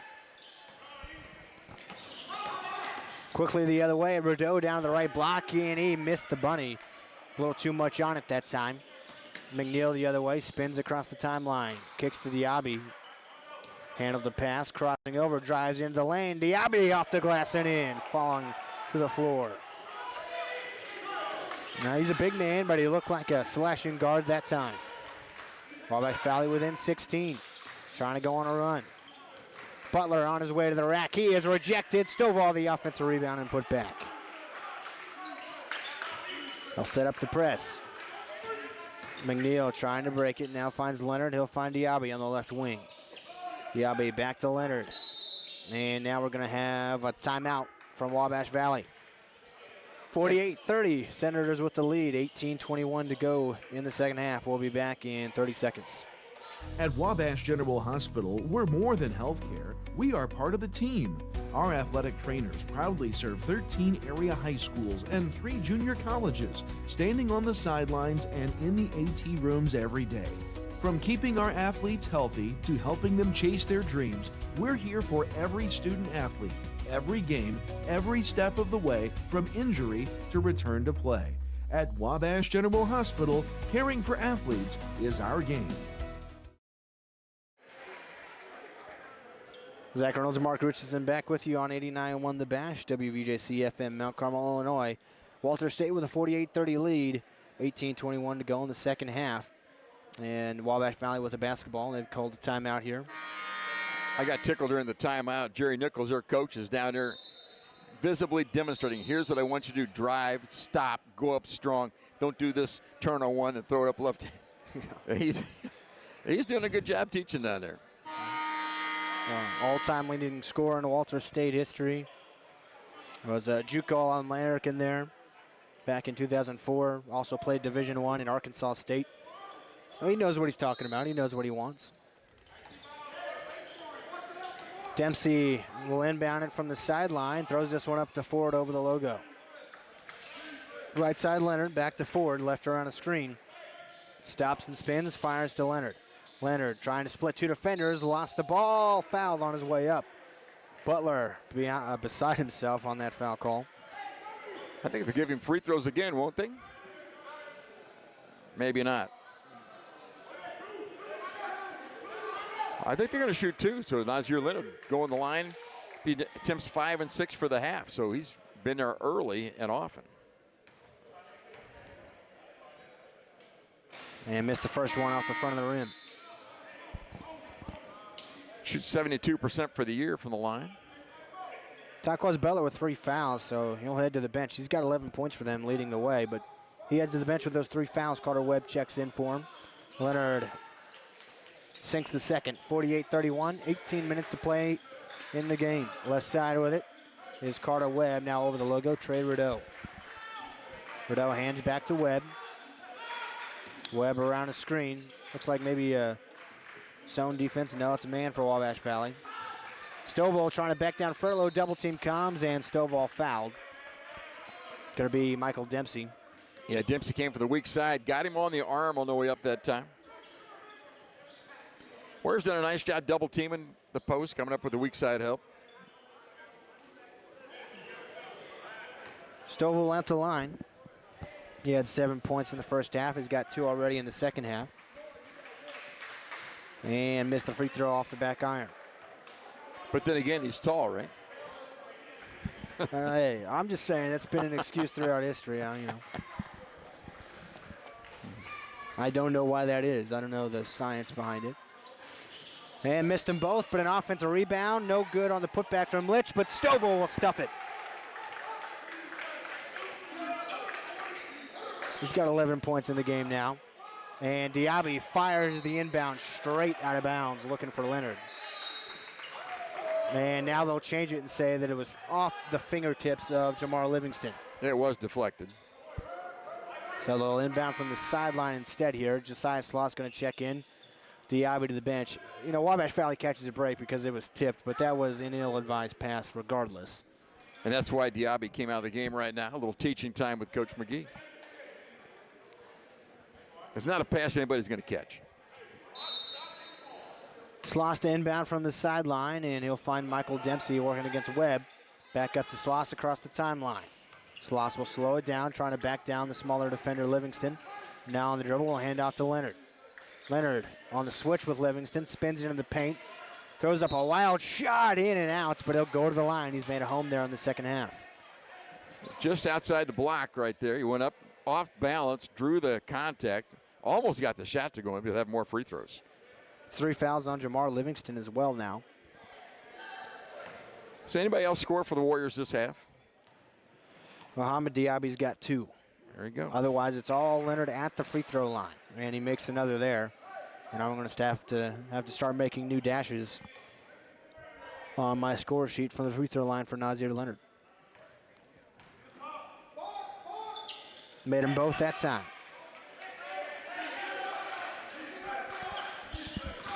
So he is 6 for 8 from the foul line this half. Rideau hands out to Webb. Now Livingston playing with 3 fouls. Will dribble handoff. Almost got it taken away. Litch had it. Kicked back to Livingston in the corner. Pump fakes. Drives baseline. Cut off by Sloss. Spinning around. Finds Stovall. 1 power dribble. Hops into the lane. Throws up a shot. No good. Foul on Corey Furlow. Yeah, but only 2 of the 3 officials saw it. So they both hit. We're sending back the line. I'm going to tell you why it's hard for a big guy to shoot free throws. Are you ready? Yes. Hands are too big. The ball is too little. The hand is too big.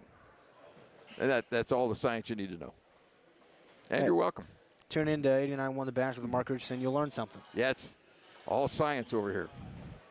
And something with Tyrese Stovall, the official, noticed something on his wrist or his hand, and he goes over to the athletic trainer, AJ, for Wabash Valley. He's going to tape him up a little bit before his free throws. That is 3 fouls on Corey Furlow. Another delay game penalty. Yeah. And several of those. Game got started late. We had trouble with the clock. We had trouble about the 12-minute mark. Had another, 5-minute delay with the clock issue. Well, they got Tyrese Stovall taped up, and now he's at the line here. He's got 2 coming and missed the first off the front of the rim. It's a pretty release. I'm surprised it doesn't go in. Rafael Merriweather checks in for Wabash Valley. Furlow to the bench with those 3 fouls.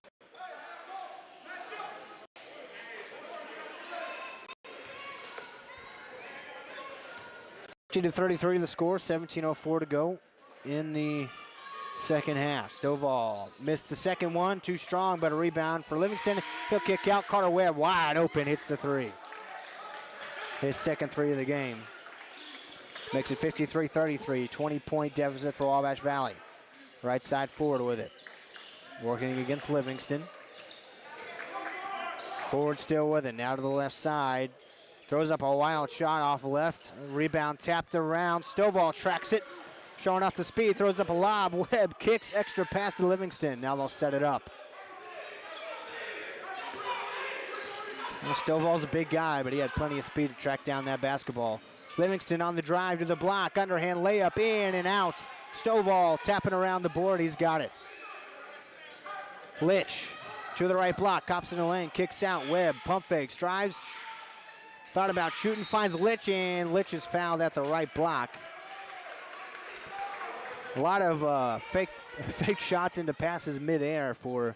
Yeah, Carter Webb got by with that. They tell you don't jump and then decide. He jumped up, looked like he's going to shoot, and made a nice pass down low, so he got by with it. And the Warriors pick up another foul. So it'll be Demore Litch at the free throw line, shooting 2. Foul is on Tosh Ford.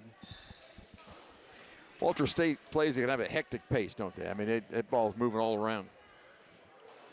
Litch going to tie his his shoelace before he heads to the line. 75.6% on the year, and he just shoots it great for them all over the place. 73% from the field, 44% from 3, 75% from the free throw line. He was a TCCAA All-American last year and made the first free throw there. As a team, they shoot 42% from the three-point line. That is better than good. That's hard to beat. Yard back in the game for Wabash Valley. Litch at the free throw for his second. Knocks that one down as well. Become 4 new Senators in the game. It is Carter, Wallace, Brooks, and Nesbitt. The only one staying in is Carter Webb. Merriweather on the inbound finds Leonard. Over to McNeil on the right side, trying to break the press. Trap comes, and Dempsey just barely gets across the timeline. McNeil kicks to Merriweather. Drives in, takes a mid-range two, won't go. Leonard, the offensive rebound, and he's fouled trying to clear it out. Well, great work by the guard, Nazir Leonard, to fly in for that rebound. Was the smallest guy in there going for it, and he came away with it. He'll do the trigger work underneath his own basket here. Finds Yard in the short right corner, up top to McNeil.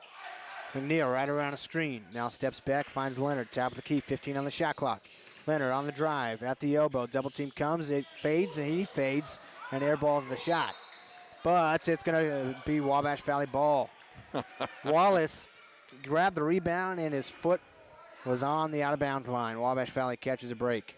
Rebound is not really the term. It was an air ball, and he caught that air ball standing on the line.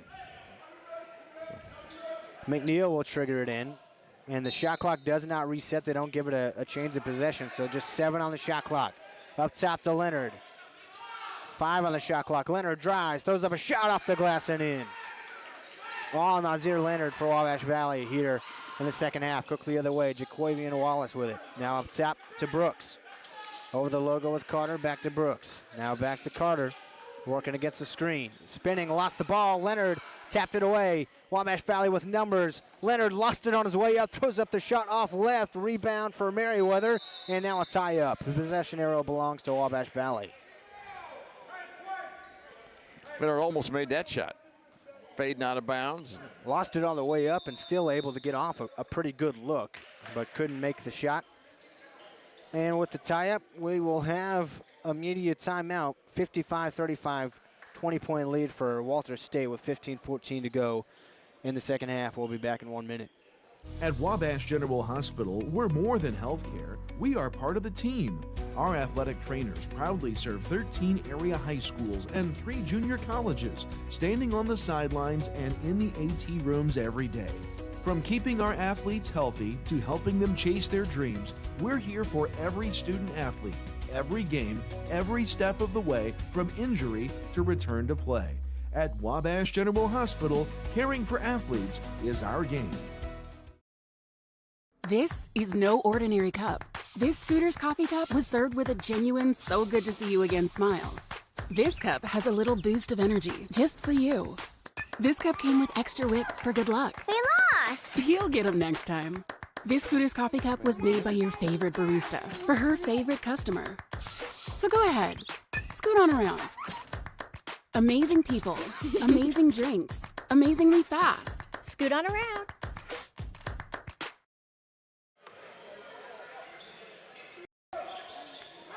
Back here at the Spencer Sports Center, Wabash Valley basketball underneath their own basket. Merriweather will trigger it in with 19 on the shot clock. Finds Yard in the short left corner. Now up top to McNeil, up high on the left side. Left around a screen.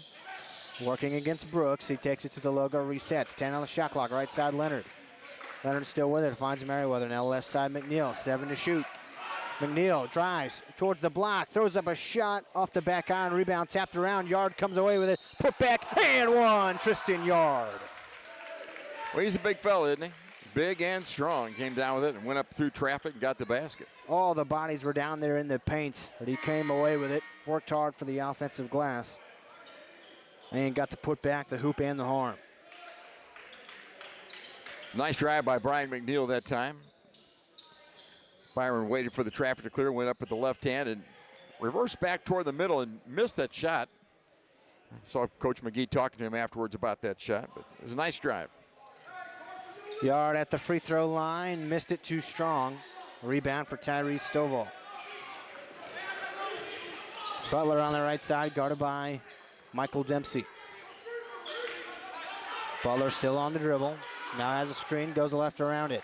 Almost lost the handle, got it back. 15 on the shot clock. Stovall, right short corner, drives baseline, kicks across to the opposite corner. Livingston for 3, too short. Rebound McNeil. One of the shorter guys on the court, skied up for it. Leonard, trap comes, finds McNeil. McNeil, the free throw line, bounce off to Yard at the block, pump fakes, and is fouled on the shot attempt by Tyrese Stovall. Well, Yard caught the ball down there. He got the shot blocked by Stovall, but he got got the foul called. Yard went ahead and put it in the basket afterwards. Stovall picked it up and threw it back through the basket, said, we're not counting it. So Yard doing some work here for Wabash Valley the last couple of possessions. They're down 55-37. Yard trying to spark some energy, missed that free throw off the front of the rim. He's 1 for today from the foul line. Walter State had their best season in about 10 years last year. It was the first time in 10 years they had won their conference, won their region, and made it to the JUCO National Tournament. Trying to do that again this year. Yard makes the second free throw. He's now 2 for 5. Leonard goes to the bench. Spear checks back in for Wabash Valley. It's McNeil, Merriweather, Spear, Dempsey, and Yard in the game for the Warriors. Trey Rideau, the point guard for them, handed it off. Now Livingston on the left side looking for a cutter, not there. He'll take it himself to the block. Double team comes. He'll kick it back out to Butler. 15 on the shot clock. Butler drives in, lost his gather. Picked it up and almost threw it away. Livingston with it. Not much time on the shot clock. Livingston, top of the clock. Drives into the paint, dumps it off. Stovall the slam with some emphasis. He can just hang in the air and then hang down the rim as well a little bit. Trap comes, McNeil finds Dempsey across the timeline on the left side. Dempsey on the dribble. All the way around. We'll hand off to Spear on the right side. Mario Spear looking for a cutter, not there. Finds Merriweather, left wing, 10 on the shot clock. McNeil up top. Back to Merriweather, now 5 to shoot in the left corner. Tap the key, McNeil, 2 to shoot. McNeil has to throw up a Hail Mary and hit nothing, so it's a shot clock violation. Yeah, not good awareness by the team that time as far as the shot clock is concerned. 13-15 in the game remains. 57-38 lead for Walter State. They've got the basketball. Up high, it's Trey Rideau. He's running a nice point for them. Not asked to score a bunch this game, but he's directing traffic. Butler tries a 3-2 strong rebound for McNeil. McNeil up to Merriweather, ahead of the pack, and that's got to be goaltending, and it is. Now, Walter State is besides themselves, but that's textbook goaltending. The ball's up there on the rim, and he knocks it down. They're going to talk about it. They're going to give him the basket. You're right. It seemed pretty textbook to me. Obviously, I've got Wabash Valley colored glasses on, but. Well, you and 3 referees saw it the same, so there you go. That makes it 57-40. 13 minutes to play. Wabash Valley, some full court pressure. It's just man-to-man pressure, not a trap like the Senators run. They flash it to Stovall. He'll hand off to Livingston. Now back to Rideau. Rideau to Livingston. Pump fakes, drives into the lane, dumps off to Stovall, and he is fouled. You could tell he wanted to slam that one again. There was traffic there, and he'll go to the free throw line. Yard, I believe, is going to pick up that one. Well, we know why he shoots 70% from the field. He's not taking a lot of long shots. He's got incredible athleticism. He gets within the block range, and he can stuff it. They can catch him off the block and just go up and stuff it from there.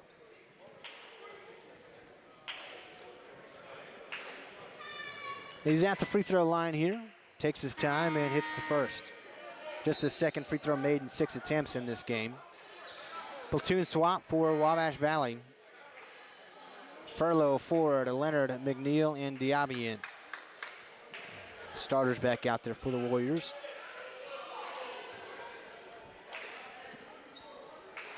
(58-40) is the score. Stovall's second free throw makes it 59-40. Uh-oh, the big guy started to make free throws now. Full court pressure. Diaby throws this one up to Leonard. He'll break the timeline. Leonard has had a nice second half, driving and getting to the free throw line. He's over the logo, guarded by Livingston. Left around a screen from Furlow. Drives in, goes up fearless against Stovall, and kind of scooped it out of bounds there. Long arms of Stovall didn't allow Leonard to get much on that shot. 12:20 to play in the second half, 59-40. Walter State with the lead in the ball. Rideau throws up a lob for Litch. He doesn't score it, but he's fouled. Diaby took away the easy basket, but he'll go to the free throw line. That was a nice lob pass, and he was going to flush it home when Diaby got into his body before he could catch it up there. And it'll be on the foul. Dangerous play by Diaby. It's at the free throw line. Make the first one off the back iron. He's got 7 points in this game. Average is just a tad under 15 a game, 14.6. To be one of the leaders on the team as well as the returner from last year. Second free throw, missed that one off the back iron as well, and a rebound for Josh Ford. He'll swing it right side to McNeil, or left side rather. McNeil crosses over, step back free throw line jumper, in and out. Rebound for Stovall. Diaby fighting with him for it. Stovall clears it to Rideau.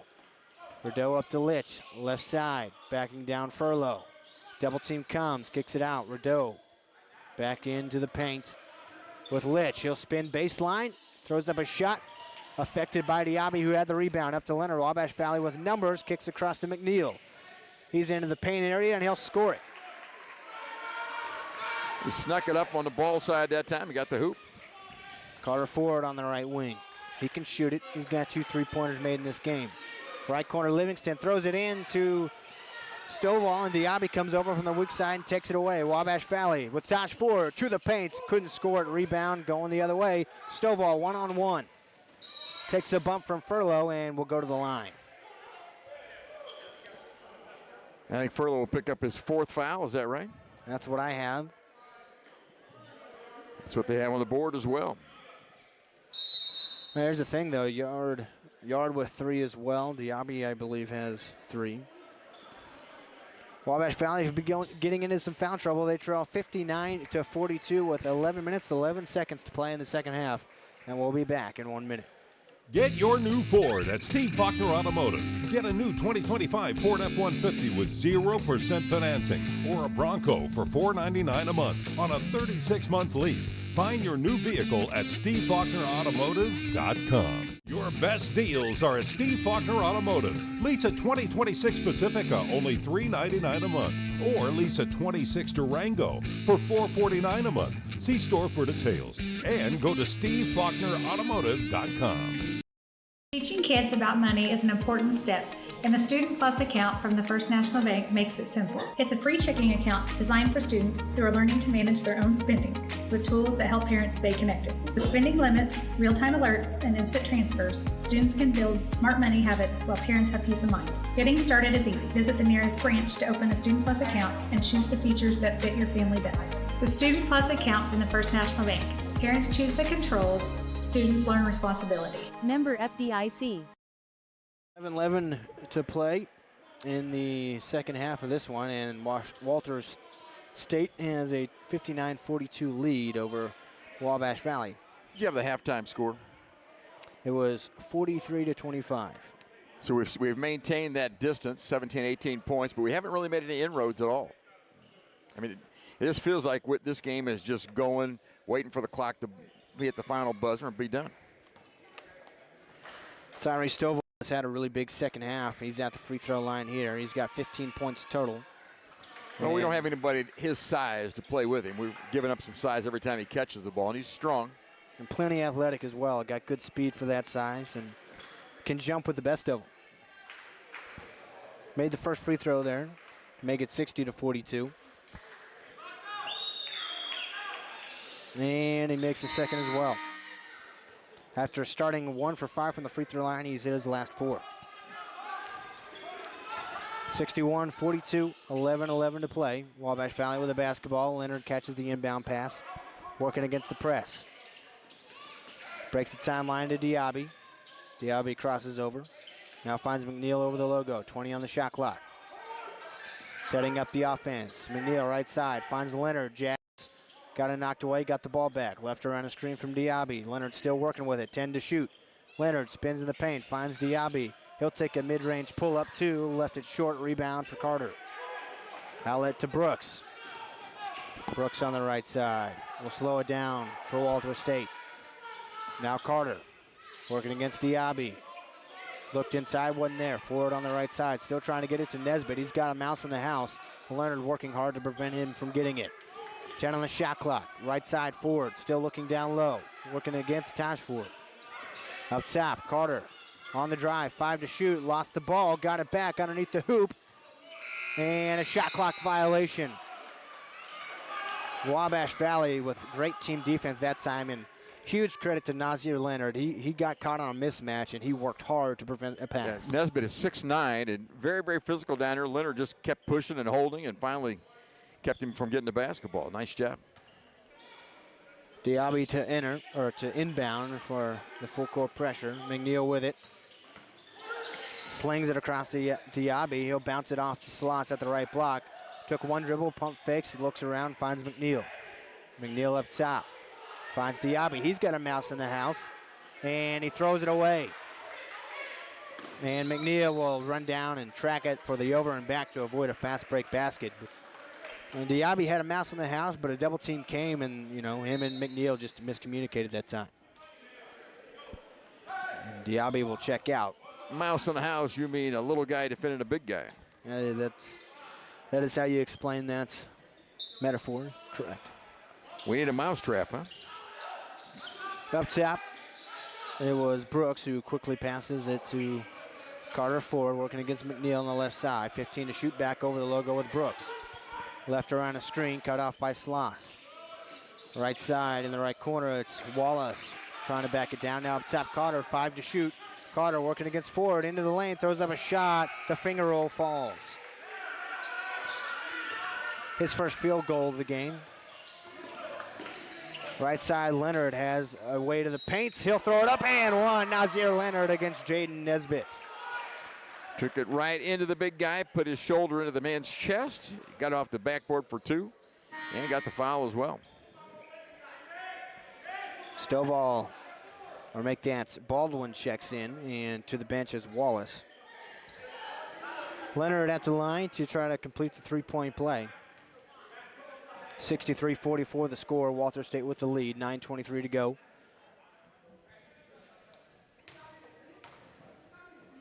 Leonard missed the free throw.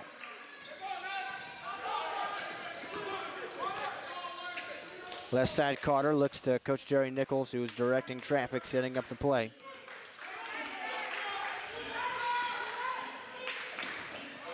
Carter still on the drive, now finds Ford, top of the key, 3. Nothing but the bottom for Carter Ford, or Carter Webb, excuse me. Nice catch and shoot, got up nicely on the shot. It's his third 3 of the game. He's at 2 this half. McNeil to the paint, throws the floater off the glass, too strong, rebound, tapped around. And Brian Carter with it. Kicks to Webb, he'll try one from the corner this time, no good. Nesbitt tracks down the long rebound. He'll kick to the corner, Baldwin on the drive, throws up a shot and one. Caden Baldwin got away with the travel in the corner and scored it tough at the block. Well, we didn't get to, he was open at the corner, but he took off, and he really called it travel. He probably took one too many steps, but got to the paint with it. We didn't get in front of him and pick up a foul. Diaby checks in. Dempsey in the game as well. It's Diaby, Dempsey, Ford, Sloss, and Merriweather for Wabash Valley. Carter, Nesbitt, Baldwin, Webb, and Brooks for the Senators.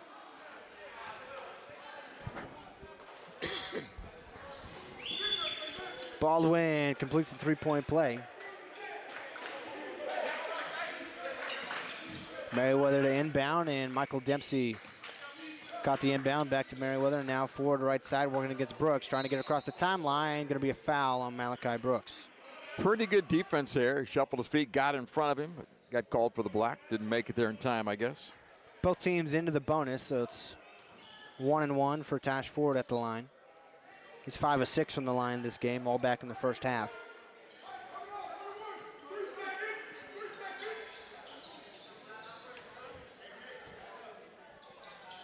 And Ford makes the first stand of the 1-1.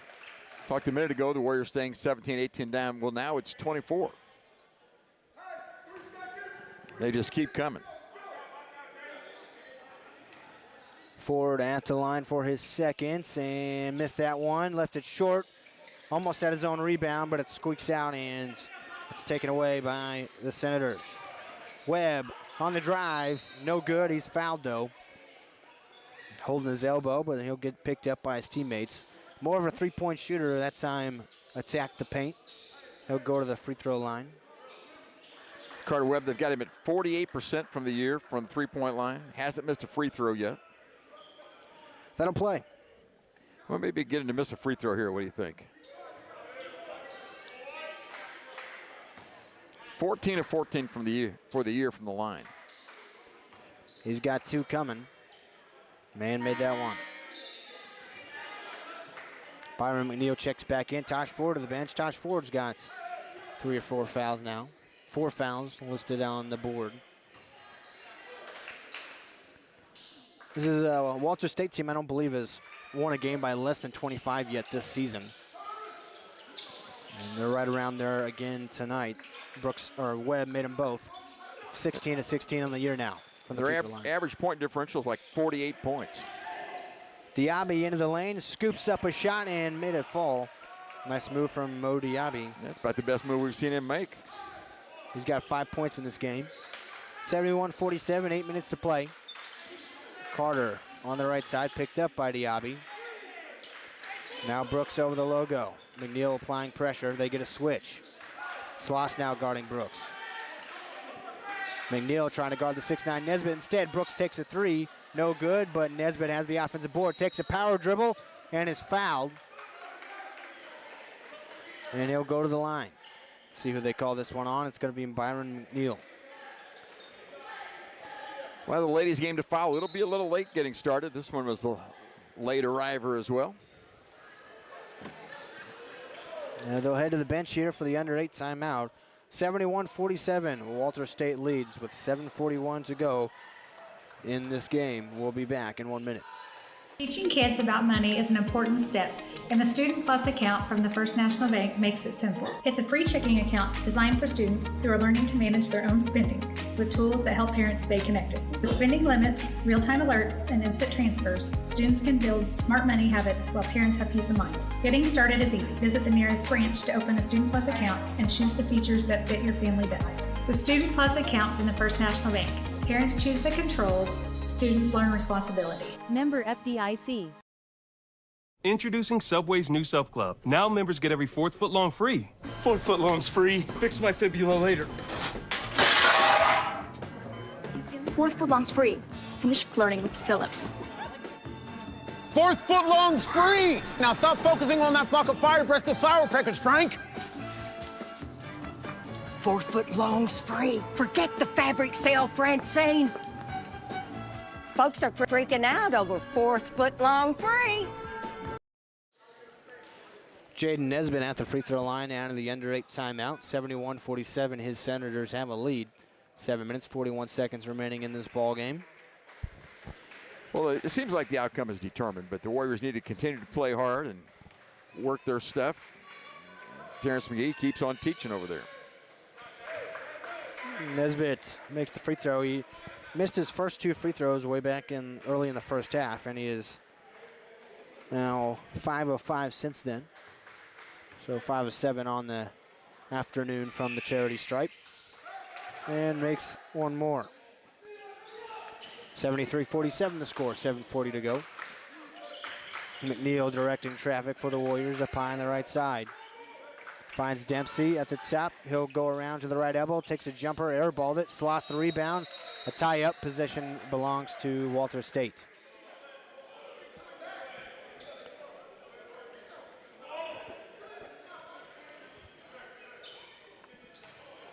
So the Senators will take it back.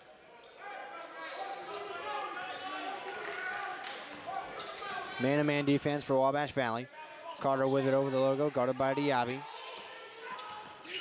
Brian Carter still with it, finds Brooks. He'll try to slither into the paint, lost the ball. Diaby and McNeil take it away. McNeil takes it himself, and he is hacked by Webb. Well, he went down hard. I was afraid he'd hit the wall, but he stopped right before that. And so Byron McNeil to the charity stripe for the Warriors. McNeil kind of hesitated as he went up, allowed the defender to grab him and push him down hard. Referee comes to talk to Byron a little bit. Byron, give me the basketball, I'll shoot some free throws. His first attempt from the line this afternoon. And missed it, in and out.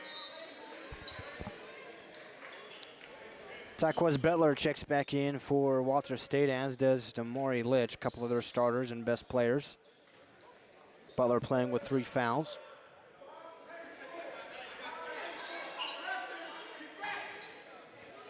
And into the game for Wabash Valley, Justin Richardson for the first time. Warriors have not shot well from the foul line today. And McNeil makes that one. I've got him at 9 of 16 this half, 10 of 18 first half. Webb over the logo, finds Litch at the elbow. Give and go to Webb. He'll score it at the block. Beats Richardson to the spot. We'll see what Justin does. I know he's a shooter. Right side, McNeil left around a screen, now spins back right. Finds Merriweather, pumps the 3, didn't take it. Leonard right over the logo. Crossover dribble, hands back to Merriweather. Merriweather jabs at the top. Now right around a screen. Finds himself open for a long 2, didn't make it. Nesbitt with the board. Outlet up, Butler on the right side. Butler crossing over. He'll slow it down. Left around a screen from Nesbitt. Now kicks to the corner, out of bounds. Webb went more towards the corner, and the pass was towards the wing. Wabash Valley gets a turnover.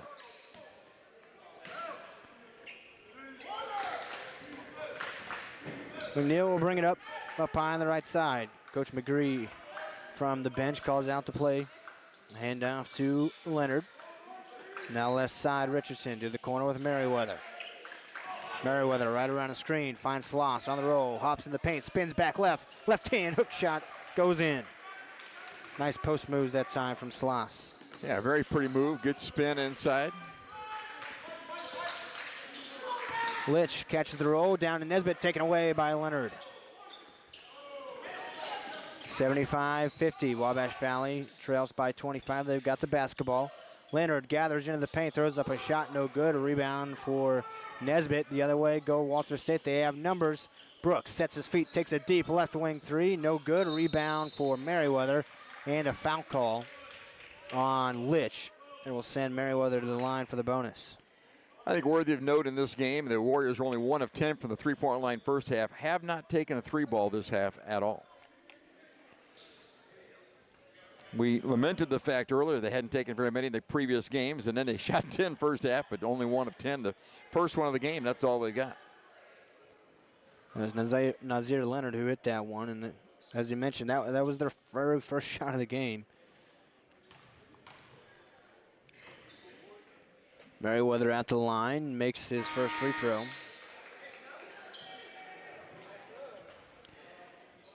Warriors getting the line plenty, that's a good sign. Jason Coffey checks in for the first time for Walter State. Wabash travels to Southwestern on Wednesday night. We'll have that game for you. 5 o'clock for the ladies' game, 7 for the men's game from Belleville. Yard back in as well for Wabash Valley. And Coffey, who just checked in for Walter State, one of the 3 returners along with Litch and Brooks from last year. He only played 4 games last year before he had a season-ending injury. So working his way back from that. Merriweather makes them both from the line that time. Hey, if you're in town, the lights are bright, the heat is on, come on out. The Lady Warriors take on the Lady Raiders of Three Rivers here in about 15 minutes. They're the number 7 team in the country. Should be fun. Cordell with it, right around the screen from Litch. Finds Litch on the roll, kind of throws up a lob. It'll be a missed layup. But Litch will go to the free throw line, and Tristan Yard picks up another foul.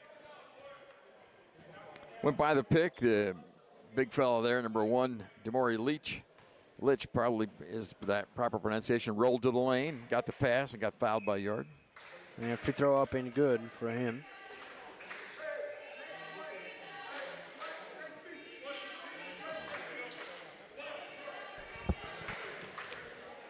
My first time to see Walter State play basketball. They're very good. And Litch makes the second as well. They're on their way to a 14-0 start. Right side, Merriweather up top to McNeil.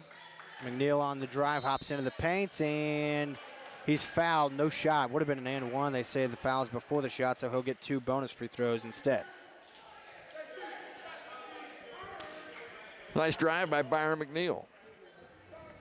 5 minutes left in this ball game, just under 5. This will be part of the best start for Walter State since 16-17. They started that year 15-0, and they got a chance to do that again this season. McNeil at the line and missed it too strong.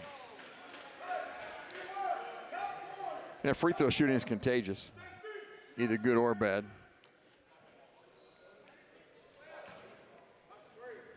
McNeil is 1 for 3 now from the line this afternoon. His 4th attempt of the game is good. So he split them each time at the line. 77-53 the score, 5 minutes to play. Up top, Coffey with it. We'll hand off to Webb. Now over the logo, Trey Rideau. Rideau has not scored in this one, but he's run the point, plays good defense. Coffey up top. Hands back off to Rideau. Rideau working against McNeil. 10 on the shot clock. Rideau gets it knocked away. Coffey has it, puts in the hands of Webb. Back to Rideau. 4 to shoot. Rideau dumps it off. And an and one basket for Damori Litch. Right at the end of the shot clock, and I do mean the end. Oh, they didn't panic, did they? Had the ball in the corner, could have shot it there. Instead, made the drive to the hole. Made a good pass. Used all 30 seconds. So Litch at the free throw line here.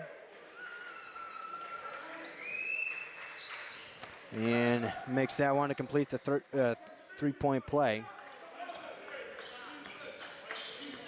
He's got 12 points in this game. It's 80-53. Merriweather up top, swings left side to Richardson. Richardson on the drive and kick to McNeil on the right wing.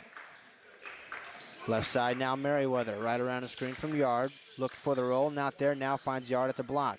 Takes a dribble, showing off the footwork, spins around, hook shot falls for Tristan Yard. He's got 6 points. Seen a little more out of him today than we have before. Nice footwork that time. And Butler going to get fouled on a reach in from Nazir Leonard. He'll go to the line. Warriors' Yard is 6'8". He's got good size. He's also got some bulk. He's got some shoulders on him. Been using that pretty well down there. One more immediate timeout for us here up in the booth. It's 80-55, 3:50 to play. And we'll be back in 1 minute. There's a lot of things that you can do to help and reduce your heating bills over the wintertime. Open the draperies in the house.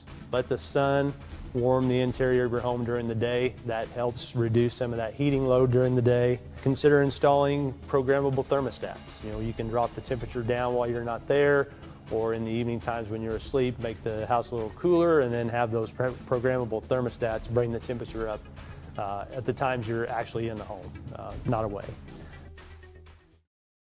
Corporate America Family Credit Union at 1011 Oak Street in Mount Carmel is ready to serve you with the financial tools you need for your life's journey. Our staff consists of friends and neighbors from our community, here to serve you like family. We offer a full line of financial services, including new and used vehicle loans, home loans, checking and savings accounts, access to no surcharge ATMs, 24/7 account access, and more. Call or visit us today. Corporate America Family Credit Union, empowering financial success. I've heard Zach talk all I want. Zach Reynolds, he's the guy doing the play-by-play today for the Warriors game. Women's game will follow. Should be fun with 3 rivers in town. And you'll have that one. I'll be with you. I'll sit right next to you. I'll go as hard as I can for as long as I can. Taquez Butler at the free throw line. Left that one short. He's got 11 points for them. Half had 8 points in the first half. Hadn't played a ton in the second half due to some foul trouble. And he makes that one. 81-55 the score, 3:50 to play. Wabash Valley with the basketball. And they are trailing 81-55 to the number 16 team in the country. Left corner, Rafael Merriweather for three. Missed that one. Rebound was in the hands of Diaby, and then a foul call as it was trickling away. It's going to be on Damori Litch. Got that as his fourth. And they agree with me on the scoreboard.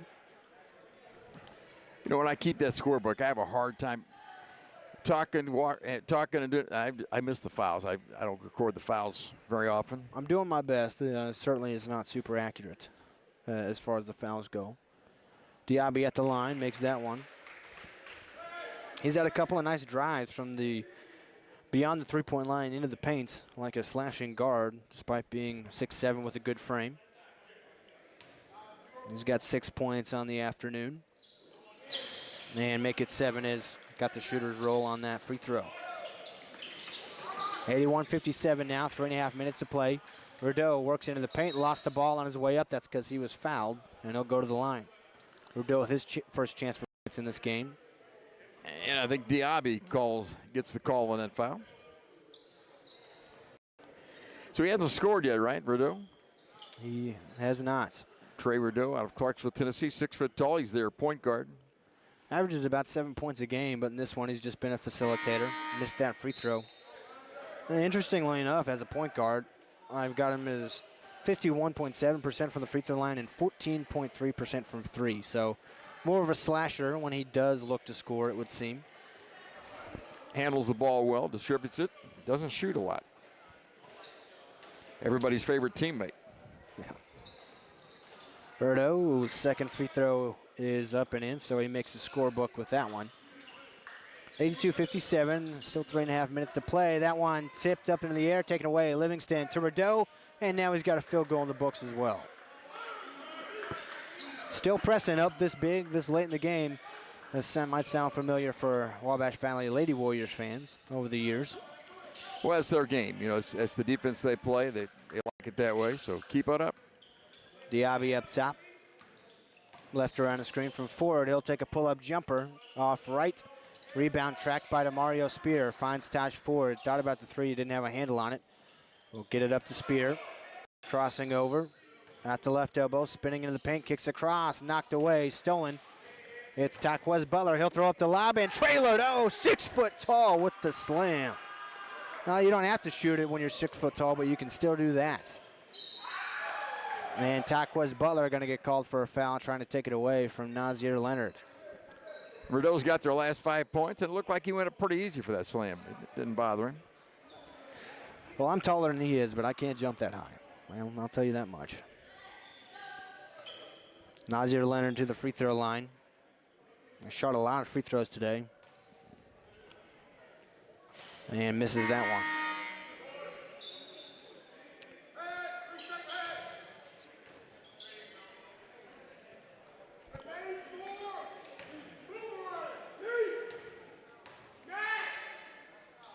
Makes the second. I think I've got him 7 of 11 from the foul line, second half alone. 2.5 minutes to play in this game. Again, the Lady Warriors to fight against the Lady Raiders of Three Rivers. Livingston left wing three. In and out rebound for Mohamed Diaby. He'll try to take it coast to coast. Finds Spear now in the short right corner. Kind of congested in the paint. Finds McNeil. He'll pull up short right corner jumper. No good. Rebound for Coffey. Outlet pass to Rideau. Crossing over into the paint. Slings it to Livingston, right corner three. No good. Rebound for Leonard. Leonard will slow it down. 2 minutes to play. Leonard into the paint with Furlow. Double team comes. Back out Leonard. Tap of the key. 3 ball. No good. Rebound to Jaden Nesbitt. He'll cross the timeline. Dump it off to Butler. He'll sling right corner. Coffey 3. Too strong. Rebound for Furlow. 86-58 still the score. 1:35 to play in this game. Diaby crossover.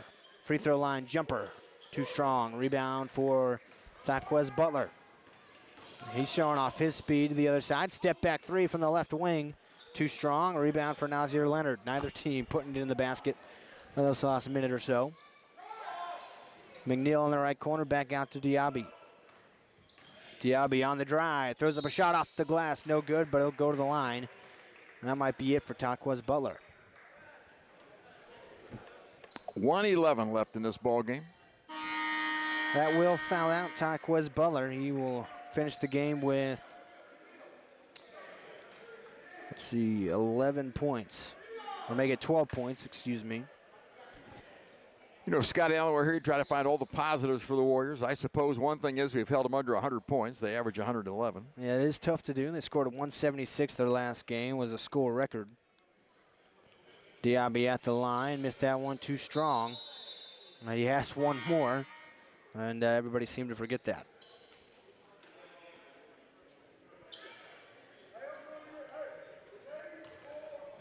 Well, the Warriors go back to conference play next week. We'll see what happens there. Travel to Southwestern Illinois on Wednesday. Believe we'll both be there for that one. Lord willing, and the creek don't rise. 86-59 the score. Senators with the lead in the basketball. 1 minute remaining. Creek don't rise and snow don't fly. Give me a moment, I got more. Yeah. Livingston finds Nesbitt on the roll through his hands, but tracked down by Baldwin. He's cut off in the corner. Spinning around, finds Nesbitt at the block. Back to Baldwin. He'll throw up his shot. No good. Gets his own rebound. Put back, tapped out by Sloss. Wabash Valley controls it. They have numbers. McNeil tried to pass it off to Merriweather and threw it out of bounds. 42 more seconds of this. The Senators will improve to 14-0. Wabash Valley going to drop their third straight, fall to 5-8. Rideau showing off the rhythm dribbles. Up the court. He has it over the logo. Drives and kicks. Right corner three for Baldwin, no good. Rebound in the hands of Nazir Leonard. Leonard searching, now drives into the paint and just throws it up, and he went hard into the wall. He was fouled and he's clutching his knees. Teammates will pick him up. Yeah, I think it's actually the calf more than the knee, and he's going to walk that off, so that's good. So he'll go back to the free throw line.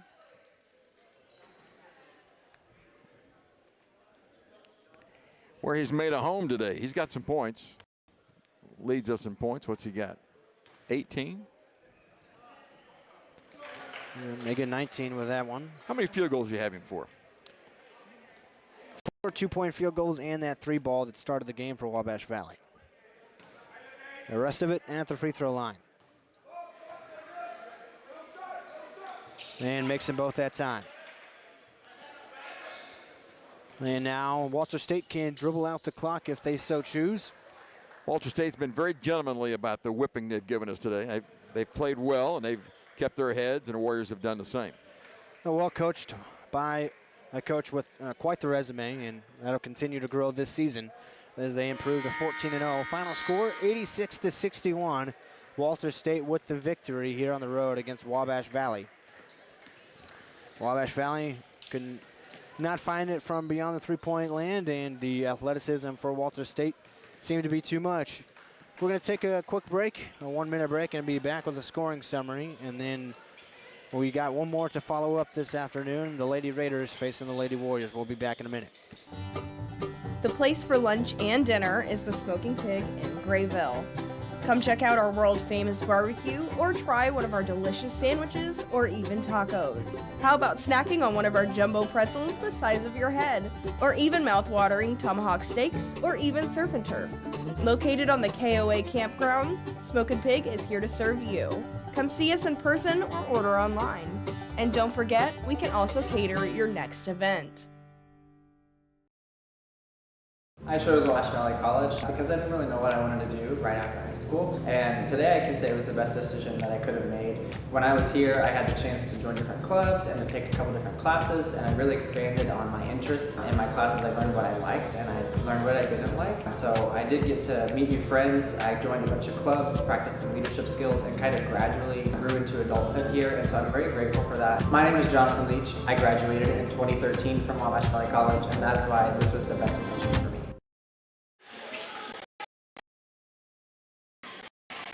And back here at Wabash Valley, again, Walter State defeated the Warriors And I'm working on the scoring summary here. And while I do that, Mark, why don't you talk a little bit? What do you want to talk about, Zach? The Warriors got beat 86-61. Welter State came in 16th ranked in the country, and they showed why. They pressed, they played great defense, they were able to score, and really their offense is good, but their defense is better in my opinion, and they take it to the Warriors today. 86-61 is the final, and you're still tallying that up over there, Zach. You got to count faster than that. From the foul line, they were very good. The Senators were, that is, and the Warriors struggled a little bit. Not bad, but not the efficiency you'd like. All right, I've got it for you. So for Wabash Valley, who drops to 5-8, they were led by Nazir Leonard with 22 points, Taj Ford with 8, Byron McNeil with 6, Corey Furlow with just 1 point from the free throw line. Rafael Merriweather chipped in 4, Mohamed Diaby with 8, 4 for Josiah Sloss, 2 for Mario Spear, and 6 for Tristan Yard. On the winning Walter State side, they've improved to 14-0. They had 12 from Taquez Butler, 12 from Demore Litch, 5 from Trey Rideau, 3 from Malachi Brooks, 14 from Carter Webb, all in the second half for him except for 1-3. Jamar Livingston with 6, 3 for Caden Baldwin, 7 for Brian Carter, 8 for Jaden Nesbitt, and a team leading 17 for Tyrese Stovall. That'll do it for the men's game, but we've got the women's game to Farlow. Number 7 in the country, Three Rivers, visiting the Wabash Valley Lady Warriors. We'll step aside and play around 10 minutes or so of music and be back with the Lady Warriors basketball here on 89.1 The Bash and News Channel 15.